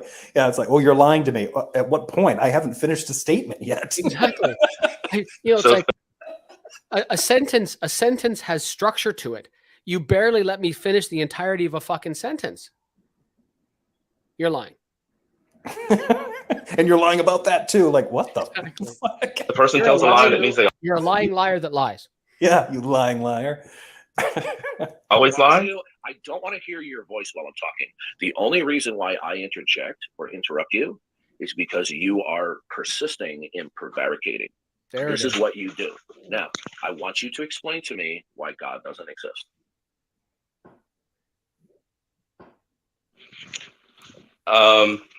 Because there's contradictions in my understanding of what God is. What is the contradiction? What is the contradiction that there is something that is ultimate and that it is an agent, a mind, and is the source of all things that are not himself? Yeah, we'd have to talk about the Christian God if we want to talk about. Okay, you're baiting and switching again. Okay. No, I'm not. Honest inquiry. You are baiting. The bait and switch is having a discussion, thinking you're going into a discussion with a Christian about the Christian God, and the Christian only wants to discuss God up to the point of the definition of the God of classical theism. There's sort of an implicit bait and switch. So it's like, okay, if honest inquiry is in fact engaging in a bait and switch here by saying, hey, well, let's talk about the God of Christianity. Like, no, I just want to talk about the God of classical theism. Why? Aren't you a Christian? Aren't you, like you said earlier, Michael, like, aren't you supposed to be defending Jesus? Aren't you supposed to be, providing witness? Like, aren't what you about this supposed to bring me to the cross? You have this obligation, right? You have this obligation. I mean, in the Bible, right, to spread the gospel. He doesn't. He does not do this. I am very, very unlikely to say that someone, is something or is not something. Like when it comes to, like, someone says, like, if someone tells me that they're a Christian, then I take them at their word, right? Yeah. This might be an exception. Yeah, exactly. Because he is not displaying any of, like, go into rooms go into rooms on Clubhouse. I know I just told you to enter the cesspool, but there are some spaces you can find that are somewhat decent to hang out in. Go into some of these rooms, right, and talk to Christians, and you will very quickly, in most of the forums, people will share the gospel message with you, which is what they're supposed to do. Ding Dong doesn't do this. Yeah. Yep. And switching again, I want you to tell me why there is no God. I want you to tell me why there is nothing. If you don't know whether or not something is ultimate, how is it your position that there is nothing that ultimate that's an agent? Why does that not exist? I'm not saying that it couldn't exist, and just read off Darth's whole thing. Tell me why the non-evidential supernatural being I've simply asserted to exist doesn't exist. Disprove my presupposition, but you're not allowed to attack my purported evidence. Yeah. By the way, side note, Pat, I've loved some of the discussions you've been involved in. There's a link to our little bitty podcast in the description of this thing. Please send me an email. Actually, if you don't mind, Jefferson, I'm going to put my email address in here. Oh yeah, go ahead. And send me an email. We'd love to have you. We'd love to have you on the podcast to talk. I timed Seabass out as a joke. They already said they aren't here to convince anyone of anything. Jay, you are censoring the Holy Spirit. Censoring. But what's that about? Like, why on earth? Like, but why would he say he's not here to convince me of anything? Right? Like, isn't that part of the deal? Like, that's part of it. You're a Christian. You're supposed to share the gospel message. The only time you're supposed to, and what you're not supposed to do is you're not supposed to criticize people. You're certainly not supposed to insult people or threaten them, or wish eternal torment on them. The Bible says you go to them, you go to share the message. If they're not interested, you basically dust off your feet and walk away. That's what you're supposed to do. You're not supposed to be a hateful prick. Right.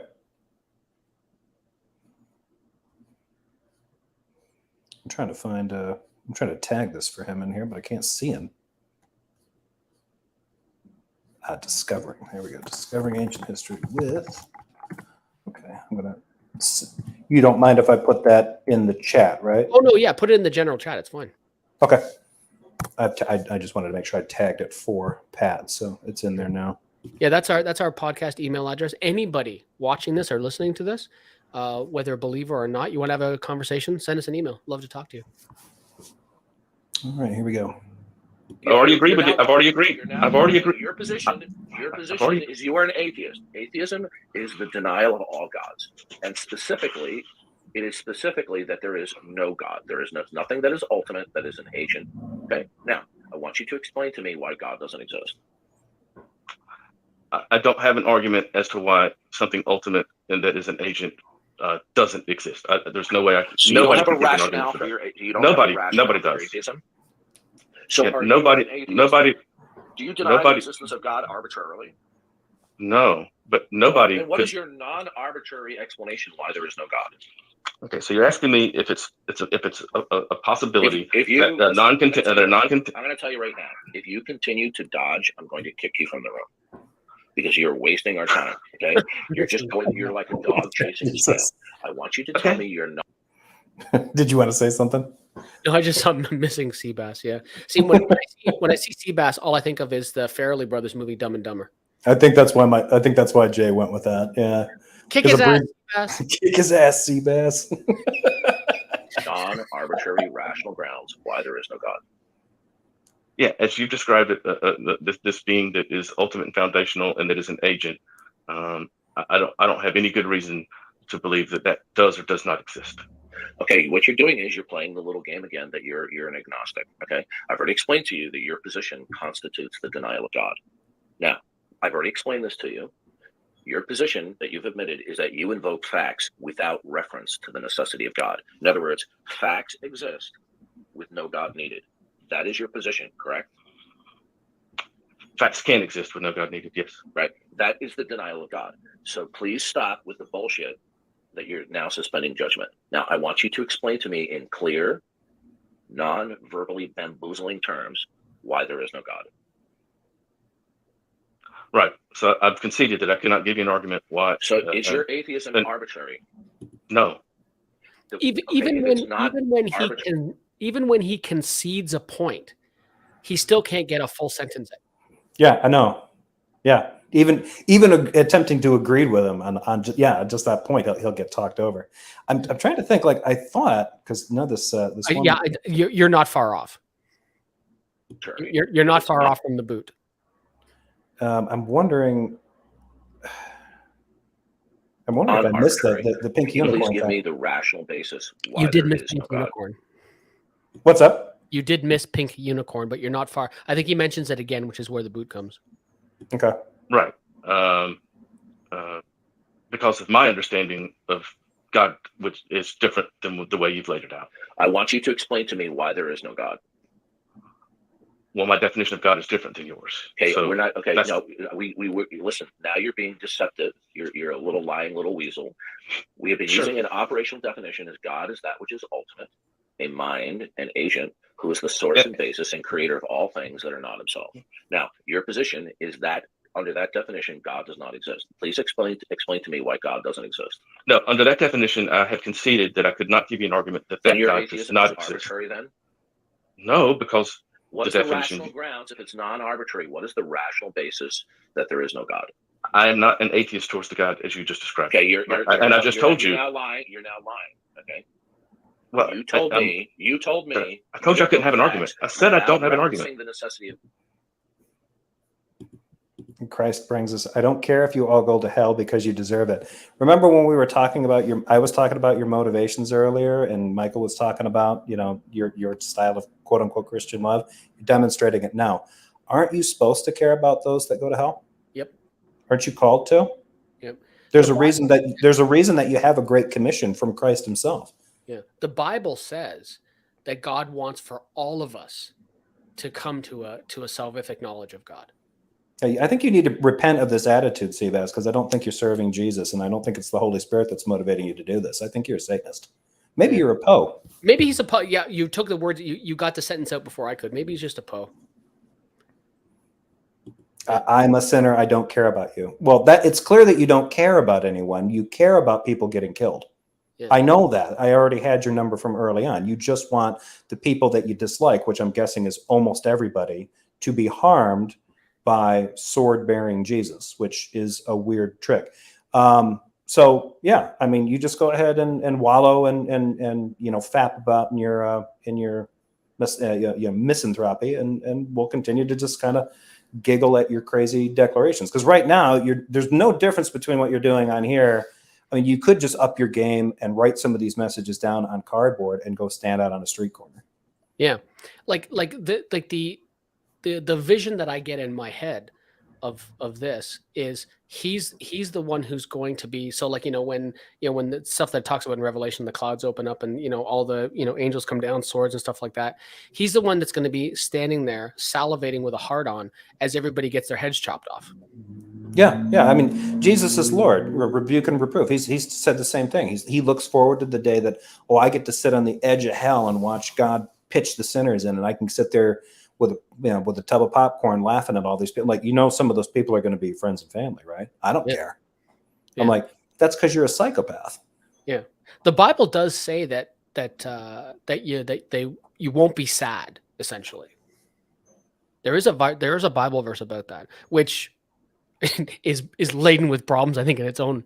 In and of itself. Well, there's stuff in Revelation talking about it, but Revelation is, I mean, according to most scholars, is a polemic against Rome. So the idea that somebody's writing this and they're like, man, I can't wait until, you're writing the story about how Jesus, you're going to get a kingdom back and you're going to turn the tables on Rome and you're going to cast them all into a fiery pit. Like, yeah, you'd be gleeful about that if you've had these people's boots on your neck for generations at this point. That makes sense. The idea of like trying to project that back onto God and be like, oh, actually what the story is about is Jesus coming back here and kicking the shit out of everybody that I dislike. It's like, that sounds like paranoid narcissism and delusions of grandeur to me, and I think you need to see a therapist. But and you might be a psychopath, but there's something definitely antisocial about someone being motivated into thinking, oh, I can't wait till Jesus comes back and starts that killing. Ooh, it's like that's like the guy that goes into the military to become a sniper because they really just want to murder people, with an imprimatur, Yeah. Murder with impunity. Yeah. Yeah. It is interesting, like what your Seabass, that's all I can call him now. Your motivation, right? Like when I'm having discussions with believers, sometimes I ask people, what are you hoping to get out of this conversation? And so, it's like, what were you hoping to get out of these interactions in the chat, right? If it's simply to come in and proclaim the things you believe to be true, which, I mean, that they're not, I'm sorry, but they're not, then you could have done it in a way that was a lot more caring, but you don't care about that. And you've said you don't care about that, which is really telling. I don't know what else to say to you. I think maybe Jefferson hit the nail on the head, and that is, seek some help. Doorknob head has a good point. If Seabass goes to heaven and God says, well, actually no one goes to hell, Seabass will all be like, what? This isn't heaven. This sucks. Exactly. It's very disappointing. Like, oh, where's the wrath? Exactly. I was told that there would be gnashing of teeth. Where's my wailing and gnashing of teeth? I was promised wrath and I'm not going anywhere until I get it. Like, well, if that's the case, I got this. There's this dude that I know. I made a place for him down in the basement. His name's Satan, and he can show you some wrath if you'd like to go. No. I'll be good. Yeah. God, your position is there is no God, correct? As you've just defined it, your position that there is no God? Stop That's right. the bullshit. That's right. All Yes, the that's right. volume's going Yes, up. my Tell position me is no God. why your rational basis. Yeah, I'm about to kick you. I'm warning you right now. Uh-oh. Right? Okay. I've been more than patient with you. Well, I wouldn't want you expect to anything tell less. me in clear terms. Listen, I'm warning you. I want you, instead of bullshitting as you have been doing this whole time, I want you to tell me in clear terms. You claim that you're an honest person. I want you to tell me why there is no God. Okay, I've conceded to you, and I'll do it again, that I do not have an argument that the God that you have described does not exist. I readily admit. Please let me finish. Please let me finish. Please let me finish. Please let me finish. I readily admit that it is a possibility that an ultimate exists, and that ultimate is a mind. I readily admit that that's a logical possibility. Shut up, or I'm going to kick you from the room. Sure. You are. There he goes again, Michael. He's conceding a point, and he's yelling at him to shut up. Now flip-flopping. Okay, when you say you admit that it ultimately exists, no, you don't. I said it's a possibility. I said it's a possibility. That's what I misspoke. Okay, no, it's not a possibility because your position constitutes the denial of. I'm literally telling you that I'm agreeing with you. Listen to me carefully. I'm literally agreeing with you, Darth. Good. I want you to tell me what is the rational basis there is no God, and please do not try to verbally. I can't.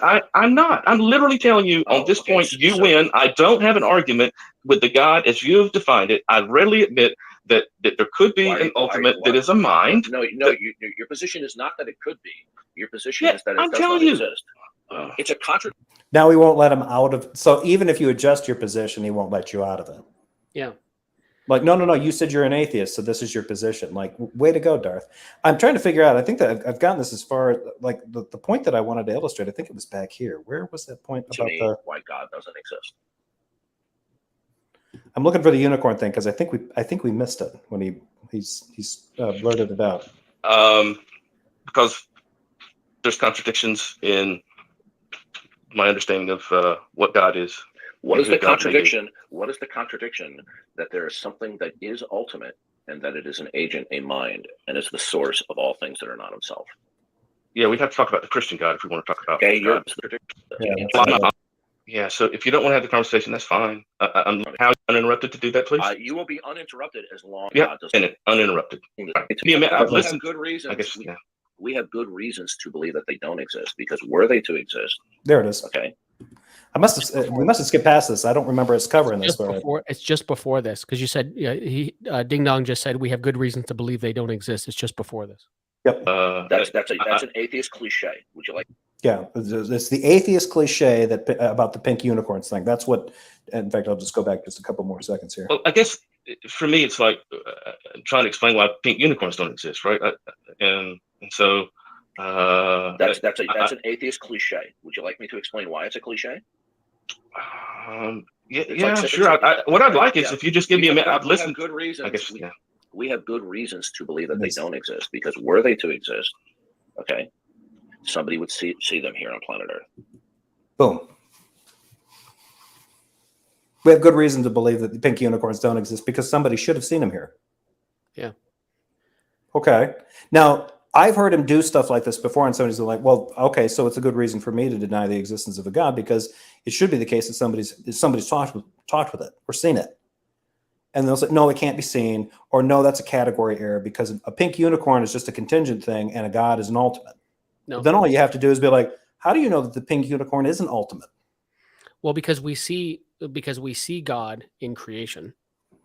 And that, along with the natural and special revelation that has been given to us, and then team that with Romans 1, and that's why we're with that excuse. Yeah. Yeah. And Jeff Trimble is the most patient man on earth. Yeah. That's honest inquiry, but he doesn't like going by his real name. He used to go by his real name on these, and he's been featured in different videos, but it is the same guy. But yeah, he is being very patient here. Let me push this back to where we were and see. Oh no, he's gone there. Let's see, because I think we were very close to him getting kicked. Yeah, we were very close. Yeah, and you could tell because Ding Dong's volume was increasing, and ironically his over talking was increasing. And Honest was really trying to make a point, and that's the last thing Ding Dong is interested in hearing. Yeah. Yep. As you've described it, I don't have a rational grounds for that. There's no way I could argue that. So I can see is your atheism rational or irrational? It's rational. Okay, what is the rational grounds that God does not exist? I couldn't give you a rational ground. Now that this is actually a problem for Darth, because and Honest Inquiry could bring this up. Well, if I'm just talking about being a local atheist, I don't believe in the God of Christianity. And Darth at some point in this, Darth he brought up the distinction between local and global atheism, and it's like, okay, well, that's all Honest has to say. Then Darth will then violate the distinction of local and global atheism by saying, no, you're an atheist. As an atheist, your position is that no gods exist, all of them. Darth does this kind of shit all the time. It's like, wait, why do you wander around and say somebody's presenting you a view of local atheism or global atheism, and then say that there's only one definition of atheism that works, and that's the global atheism one. That does work if the only definition of God possible is the one from classical theism. But if you're talking about gods outside of that outside that definition, pantheons, paganism, heathenism, whatever, anything, then that doesn't apply. Well, yeah, but again, this is just him picking through, picking through the bowl of soup that is, the argument made in the SEP, taking out the parts that he liked and leaving behind the parts that he doesn't like. Yeah, exactly. Oh, what happened here? You shadow banned me goodbye. I didn't shadow ban you goodbye. What's a shadow? I don't know how to do that. What's a shadow? Is shadow banning when I have one of my mods do it? Because I specifically said not to do it. Jay admitted that he did time him out. Yeah, he said he timed him out. Christ, if you're able, Seabass, if you're able to post the comment, you shadow banned me goodbye, you're clearly not banned. I don't know if that computes with you. Are you too busy? Did you lose a lot of blood flow from the top of your body to the lower parts of your body thinking about all of this getting killed by Jesus? Oh, no. Sorry. No. He's breaking out the lotion right now. I don't care about any of you. Which head is throbbing? Exactly. I hope you do something for that headache. Yeah. I'm sure it'll clear up in just a few moments. For the God of you not existing. So you don't have a rationale that your atheism is rational then? Yes, I do. But what is the rationale? How is your atheism rational? Because now he's asking about beliefs, not about the existence of that being. I don't understand God the way you define it. All right, goodbye. Get out of here. You're gone. Run away, Darth. Run away. Okay. As you always do. Did everybody just see how he just pulled out another atheist cliche? Run away. This is one of the really interesting things. There's essentially two different forms of justification, internal and external, right? And so the difference is, like if someone uses an internal model of justification, you can look at a job. Let's say you worked on a project for work, and you finish your project and you look at it like, yeah, man, I did a good job. This is good, So you feel internally justified. And then there's external, where you need other people to tell you did a good job. And this is Ding Dong, right? He requires other people. He needs that justification from others. He needs that pat on the back. He needs his other sycophants to say, "No, you were so patient with him. Oh, I can't believe you held on as long as you did, Daddy." Exactly. And it's like, oh, he was just so clearly being dishonest and everything else like that. And you tried to fight the good fight. You tried to show him the error of his ways. I loved how you just repeatedly insisted on shifting the burden to him. It's gross. And this is just another way where he's just like, a lot of people in their lives, you can look at kind of one aspect of their lives and they're, they can be kind of a case study, right? Like I've argued with my wife sometimes that, that she's a case study for perfection, for being a perfectionist when it comes to work. And she's not a big fan when I say that, but we joke very tongue in cheek about it. Darth is a fucking case study for so many things, and unfortunately, they're all bad. Yeah, I can't. And I think that's probably the reason why I still kind of like. I will constantly come back to any of these kinds of conversations, because even though it's gotten much easier to just sort of like observe, like, okay, this is obviously a burden shifting fallacy. That's a straw man. That's an argument from ignorance. That's circular. That's question begging. I think it is the fact that he brings absolutely nothing positive to the table. Like, every contribution that he makes, it's bad for people's understanding of philosophy, whether they are well-versed or just starting out, or maybe completely, uninitiated. It's bad for theology, especially bad for Christian theology. Oh, yes. It's horrific if he starts talking about anything related to, like, the only time he's ever kind of talking positively about anything is usually something like kind of in pop culture, like he likes a movie or something. And then he usually manages to reference it at a time, or like a line from it at a time, that kind of makes you feel creeped out by the fact you might like the same movie, but you don't like it for the same reasons he does. It's just, he's just a twisted dude. Yeah. And so this is unfortunately one of the things, and you just hit the nail right on the head, that I have to deal with, right? I'm a massive fan of Apple products. Yeah, exactly. Yeah. I am currently on a MacBook Pro. When I go downstairs, I'll be on my iMac. I have I have AirPods. I have AirPods Max. I have all these. I'm a huge Apple fanboy, and it disturbs me just a smidge that so's Daddy. Yeah. Now, even that he kind of makes negative, but but anything that he does, like, it's just an example of watching somebody fail at basic communication. And I think that's why I'm so fascinated with it, because it's one thing to pick apart the stuff that he's blatantly getting wrong, but you're watching this person who is so convinced that he's right, and so convinced that he's right in the way he is attempting to argue or challenge people, whatever he's doing. He obviously has no problem with being rhetorically confrontational. But he has a very hard time, I think, understanding just the give and take of basic conversations. I think the reason for that is that in real life, I think they frustrate him. I think, based on things that I've heard about him, and based on things that I heard about him recently, which may or may not have come from his brother, I think they did. It seems to me that he's the kind of guy that got frustrated talking to people in real life, and then would have to run into avenues like this where he can dictate the flow of the conversation. Well, and you hit the nail right on the head there. It's like, it's like he talks about. That's very funny. Everybody, it's like Oprah. You get an A and you get an A. Yeah, it is interesting, because he can't allow. So conversation's one thing. Honest and even flow of conversation is something else. He doesn't have the capacity for that, right? He goes into like it's funny because Nate Cunningham, who's leads the Ask a Christian group.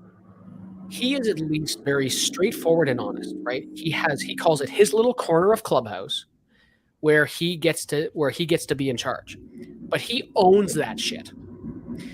And I at least have a degree of respect for him for doing that. Yeah. Ding Dong won't be that honest, right? He will, but you will not see him in areas where he doesn't have control. Yeah. He either needs, like, we use his word, de facto. He either needs de facto mod powers. And what that means is he's in somebody's room who basically, if he says, mute this guy, kick this guy, they listen to him. Right. Or he needs the green bean himself in Clubhouse. And I don't know, whatever that is, the equivalent is on Discord. I never use Discord, but whatever the equivalent of the Clubhouse green bean is on Discord. Right. The ability to just, mute, kick, block everything with impunity. And what's fascinating about that is, and he's blind to this, of course, is the unbelievable degree of cowardice that it shows to everybody else. Like everybody else sees that he's a coward, but he's unable to see that, right? He has to do things the way he does things because he's been trolled for years. People people lie to him, people gaslight him, people, all the negative things that people do to him. It's fascinating. He is, there's another way he's a case study because he is simultaneously a bully and a victim. Yeah. And it's fascinating. Yeah, and I think that, and that's why I keep coming back to him, just because I think he's so odd, but also because he's so consistently wrong. And the fact is that you can be this many.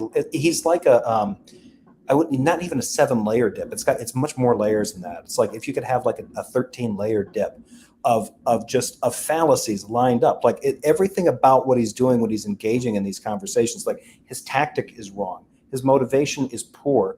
His logic is non-existent. His emotional state is practically broken. Like almost everything about what he's bringing to the table when he attempts to have one of these things has nothing to do with anything other than just listening to this guy demonstrate an enormous amount of insecurity and fear and impotent rage, and trying to turn this into some kind of like pseudo-intellectual debate in this sphere. And it's like, you're not doing anything like that. He's literally just getting his jollies out. Yeah. And I think it's ultimately more frustrating than anything else. I think it's just as frustrating to him, but I think he's pathological about it. He can't stop. He can't. And rooted in all this somewhere is his lack of understanding as to why I don't want to talk to him. Exactly. But you know what? That's going to continue, and I'm going to continue to foster it. I'm going to put it out there for anybody. Like, hey, you know what? Let's see if we can get it to happen someday. Where nobody talks to him, or where I talk to him. No, where he's willing to actually go into a moderated conversation with you. Like you've left him with blue balls for so long, maybe, just maybe, for an opportunity, a long prolonged opportunity to finally own you. Right. He would engage with you in a moderated conversation somewhere. Okay, Jefferson. All right, let's do this. I'm putting this out there right now.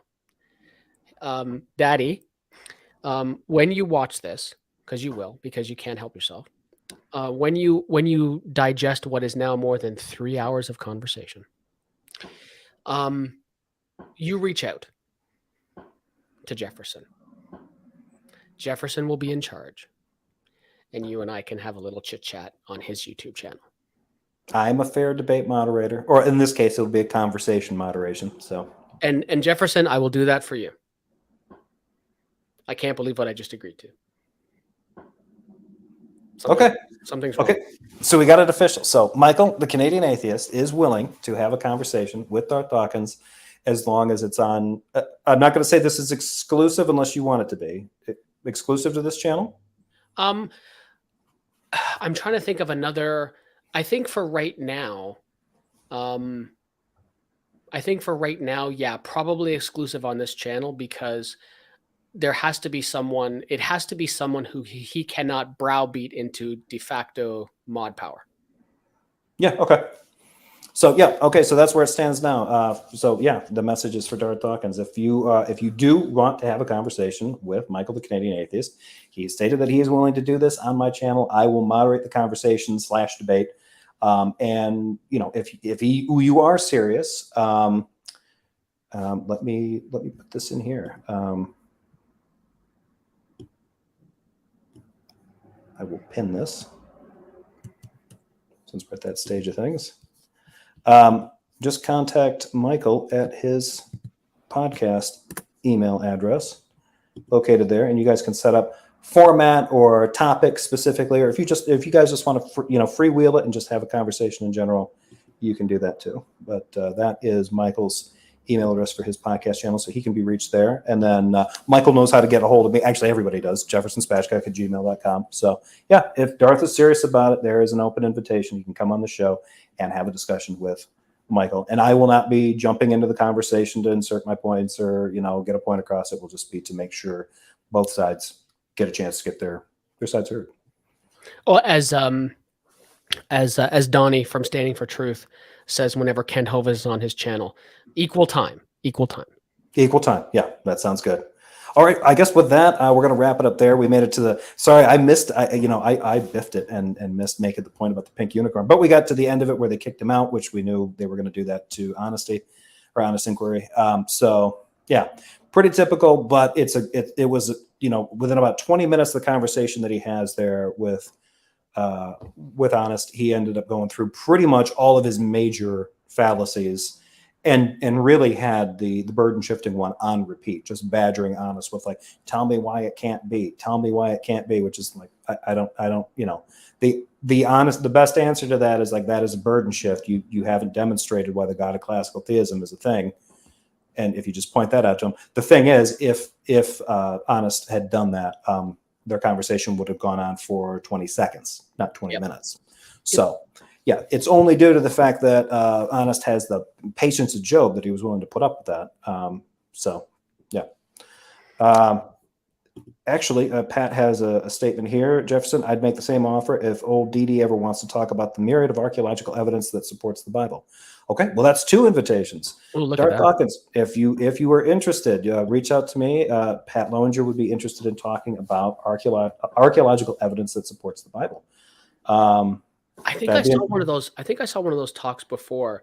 Pat, you might. I can't remember whether you were talking to Kip Davis or Josh Bowen, but there was something around the absolute fucking total lack of archaeological evidence supporting the Exodus. Yeah, I think I remember seeing that now, and it was so fun to watch. Yeah, I watched quite a bit of that one too. I don't know if I got to see all of it. But yeah, it was good what I was seeing. So yeah, there you go. So if anybody can get that out to maybe if Seabass is still kick his ass, Seabass. If he's still around in my head. If he's still pretending to be shadow banned, whatever that means by me, but he's still listening anyway. Let Darth know and let get the word around. Get the word back over to Mordor that Michael and Pat Lowinger would like to have a conversation with them. They can, and Michael would like to have that conversation on my show. Pat might be a little bit more flexible about that. I don't think Pat's trying to make that. Reach out to Pat, Darth. Have that conversation. That'd be an interesting one, because hell, if you could do it on like a monetized channel or something like that, if somebody was doing that, they could set it up for charity or something like that. You could do a good Christian thing, Daddy D, if you just or not. Yeah. All right, folks. Well, I guess I'll sign off with that. I don't have anything else coming up. I am working on another, probably be coming up back next week. I'm trying to set up an interview with Dr. Josh Bowen and Megan Lewis. I'm working with Peter from Gonna Go For It to get that done. We're working on the timetable right now, trying to set it up. Hopefully a day next week, maybe Tuesday, maybe Wednesday. It sounded like that might be good. That'll be so great. Megan is lovely. I love her. And yeah, Josh, we've been fortunate enough. Josh has given up so much of his time. He's been on our podcast now, I think 6 times. Yeah. He's such a generous man with his time, and Megan is lovely to speak to as well. That'll be great. And they've both been really active online and otherwise. So I've got lots of questions for both of them. So yeah, that's what I've got going on. Michael, do you want to end things with letting them know what you've got coming up? Yeah, fuck you, Darth. No, sorry, that just blurred. That just came right out. No. So what have we got going on? I've got a guest coming up. Where is his thing here?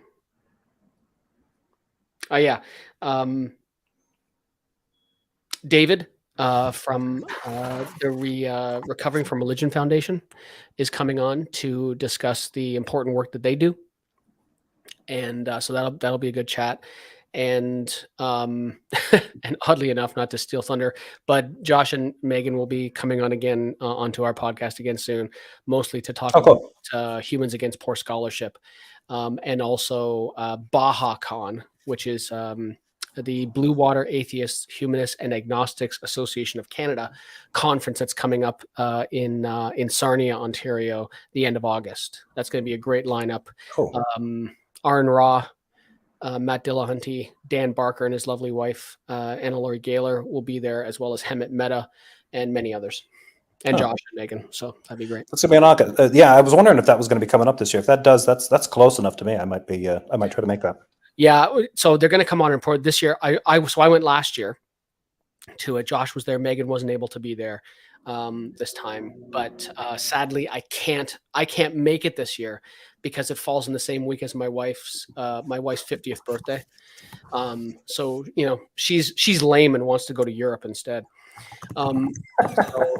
So I'm getting dragged along with her. To a lovely, gorgeous vacation. Must be tough, yeah. Yeah, must be tough. But no, they're still coming on to promote that, so that'll be great. But that's pretty much it. And you can find me on Clubhouse normally. I go on there quite a bit. You can find me lurking, not even lurking so much, but taking part in the Ask a Christian forum. I spend a good amount of time in there. And again, send an email to c8rogers.com.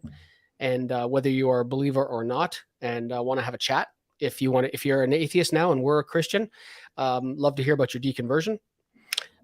If you're currently a believer, love to talk to you about what you believe and why. And let's have a chat. Yeah. All right. Sounds good. So with the last words here, JL asks, I still haven't heard what Didi thinks of the squeak ball. I don't think we will. Unless he just characterizes it as another example of how it's a literal physical manifestation of Darth Dawkins derangement syndrome, which if somebody can make, I don't know if J.L. Warren is ambitious enough to do this, but if you can get that crafted as an LLC, Darth Dawkins derangement syndrome LLC, maybe we under that umbrella we can get like a whole host of, because I don't know if he's actually made them yet, but I thought he made a joke about whoopee cushions, and I'm all in for that. I can invest in the company if that's going to be the case. I think I will find. I think I would find capital to invest in that too. And Spooky says, "Hit the like, or we bring back Seabass." Thank you, John Fapiano. Good to see you. I hope this was a fun show. I know it was longer than usual. Michael and I tend to talk a lot. We're both long-winded individuals, and but I mean, we covered about 20 minutes of conversation in 3 hours. So that's pretty good for us. So yeah. Hey, that's average. That's average for you. Yeah. It's not excessive at all. Anyway, Michael, I will catch you later. To everybody in the chat, thank you for super chats, and thank you for all your comments. Thank you for making it, as always, fun. Special shout out to Seabass, or Christ Brings a Sword, for keeping Christianity real. Yes. Real creepy. Love. All the love. Anyway, folks, we're going to wrap it up there. You all take care. Have a great weekend, and we will see you next time. Cheers.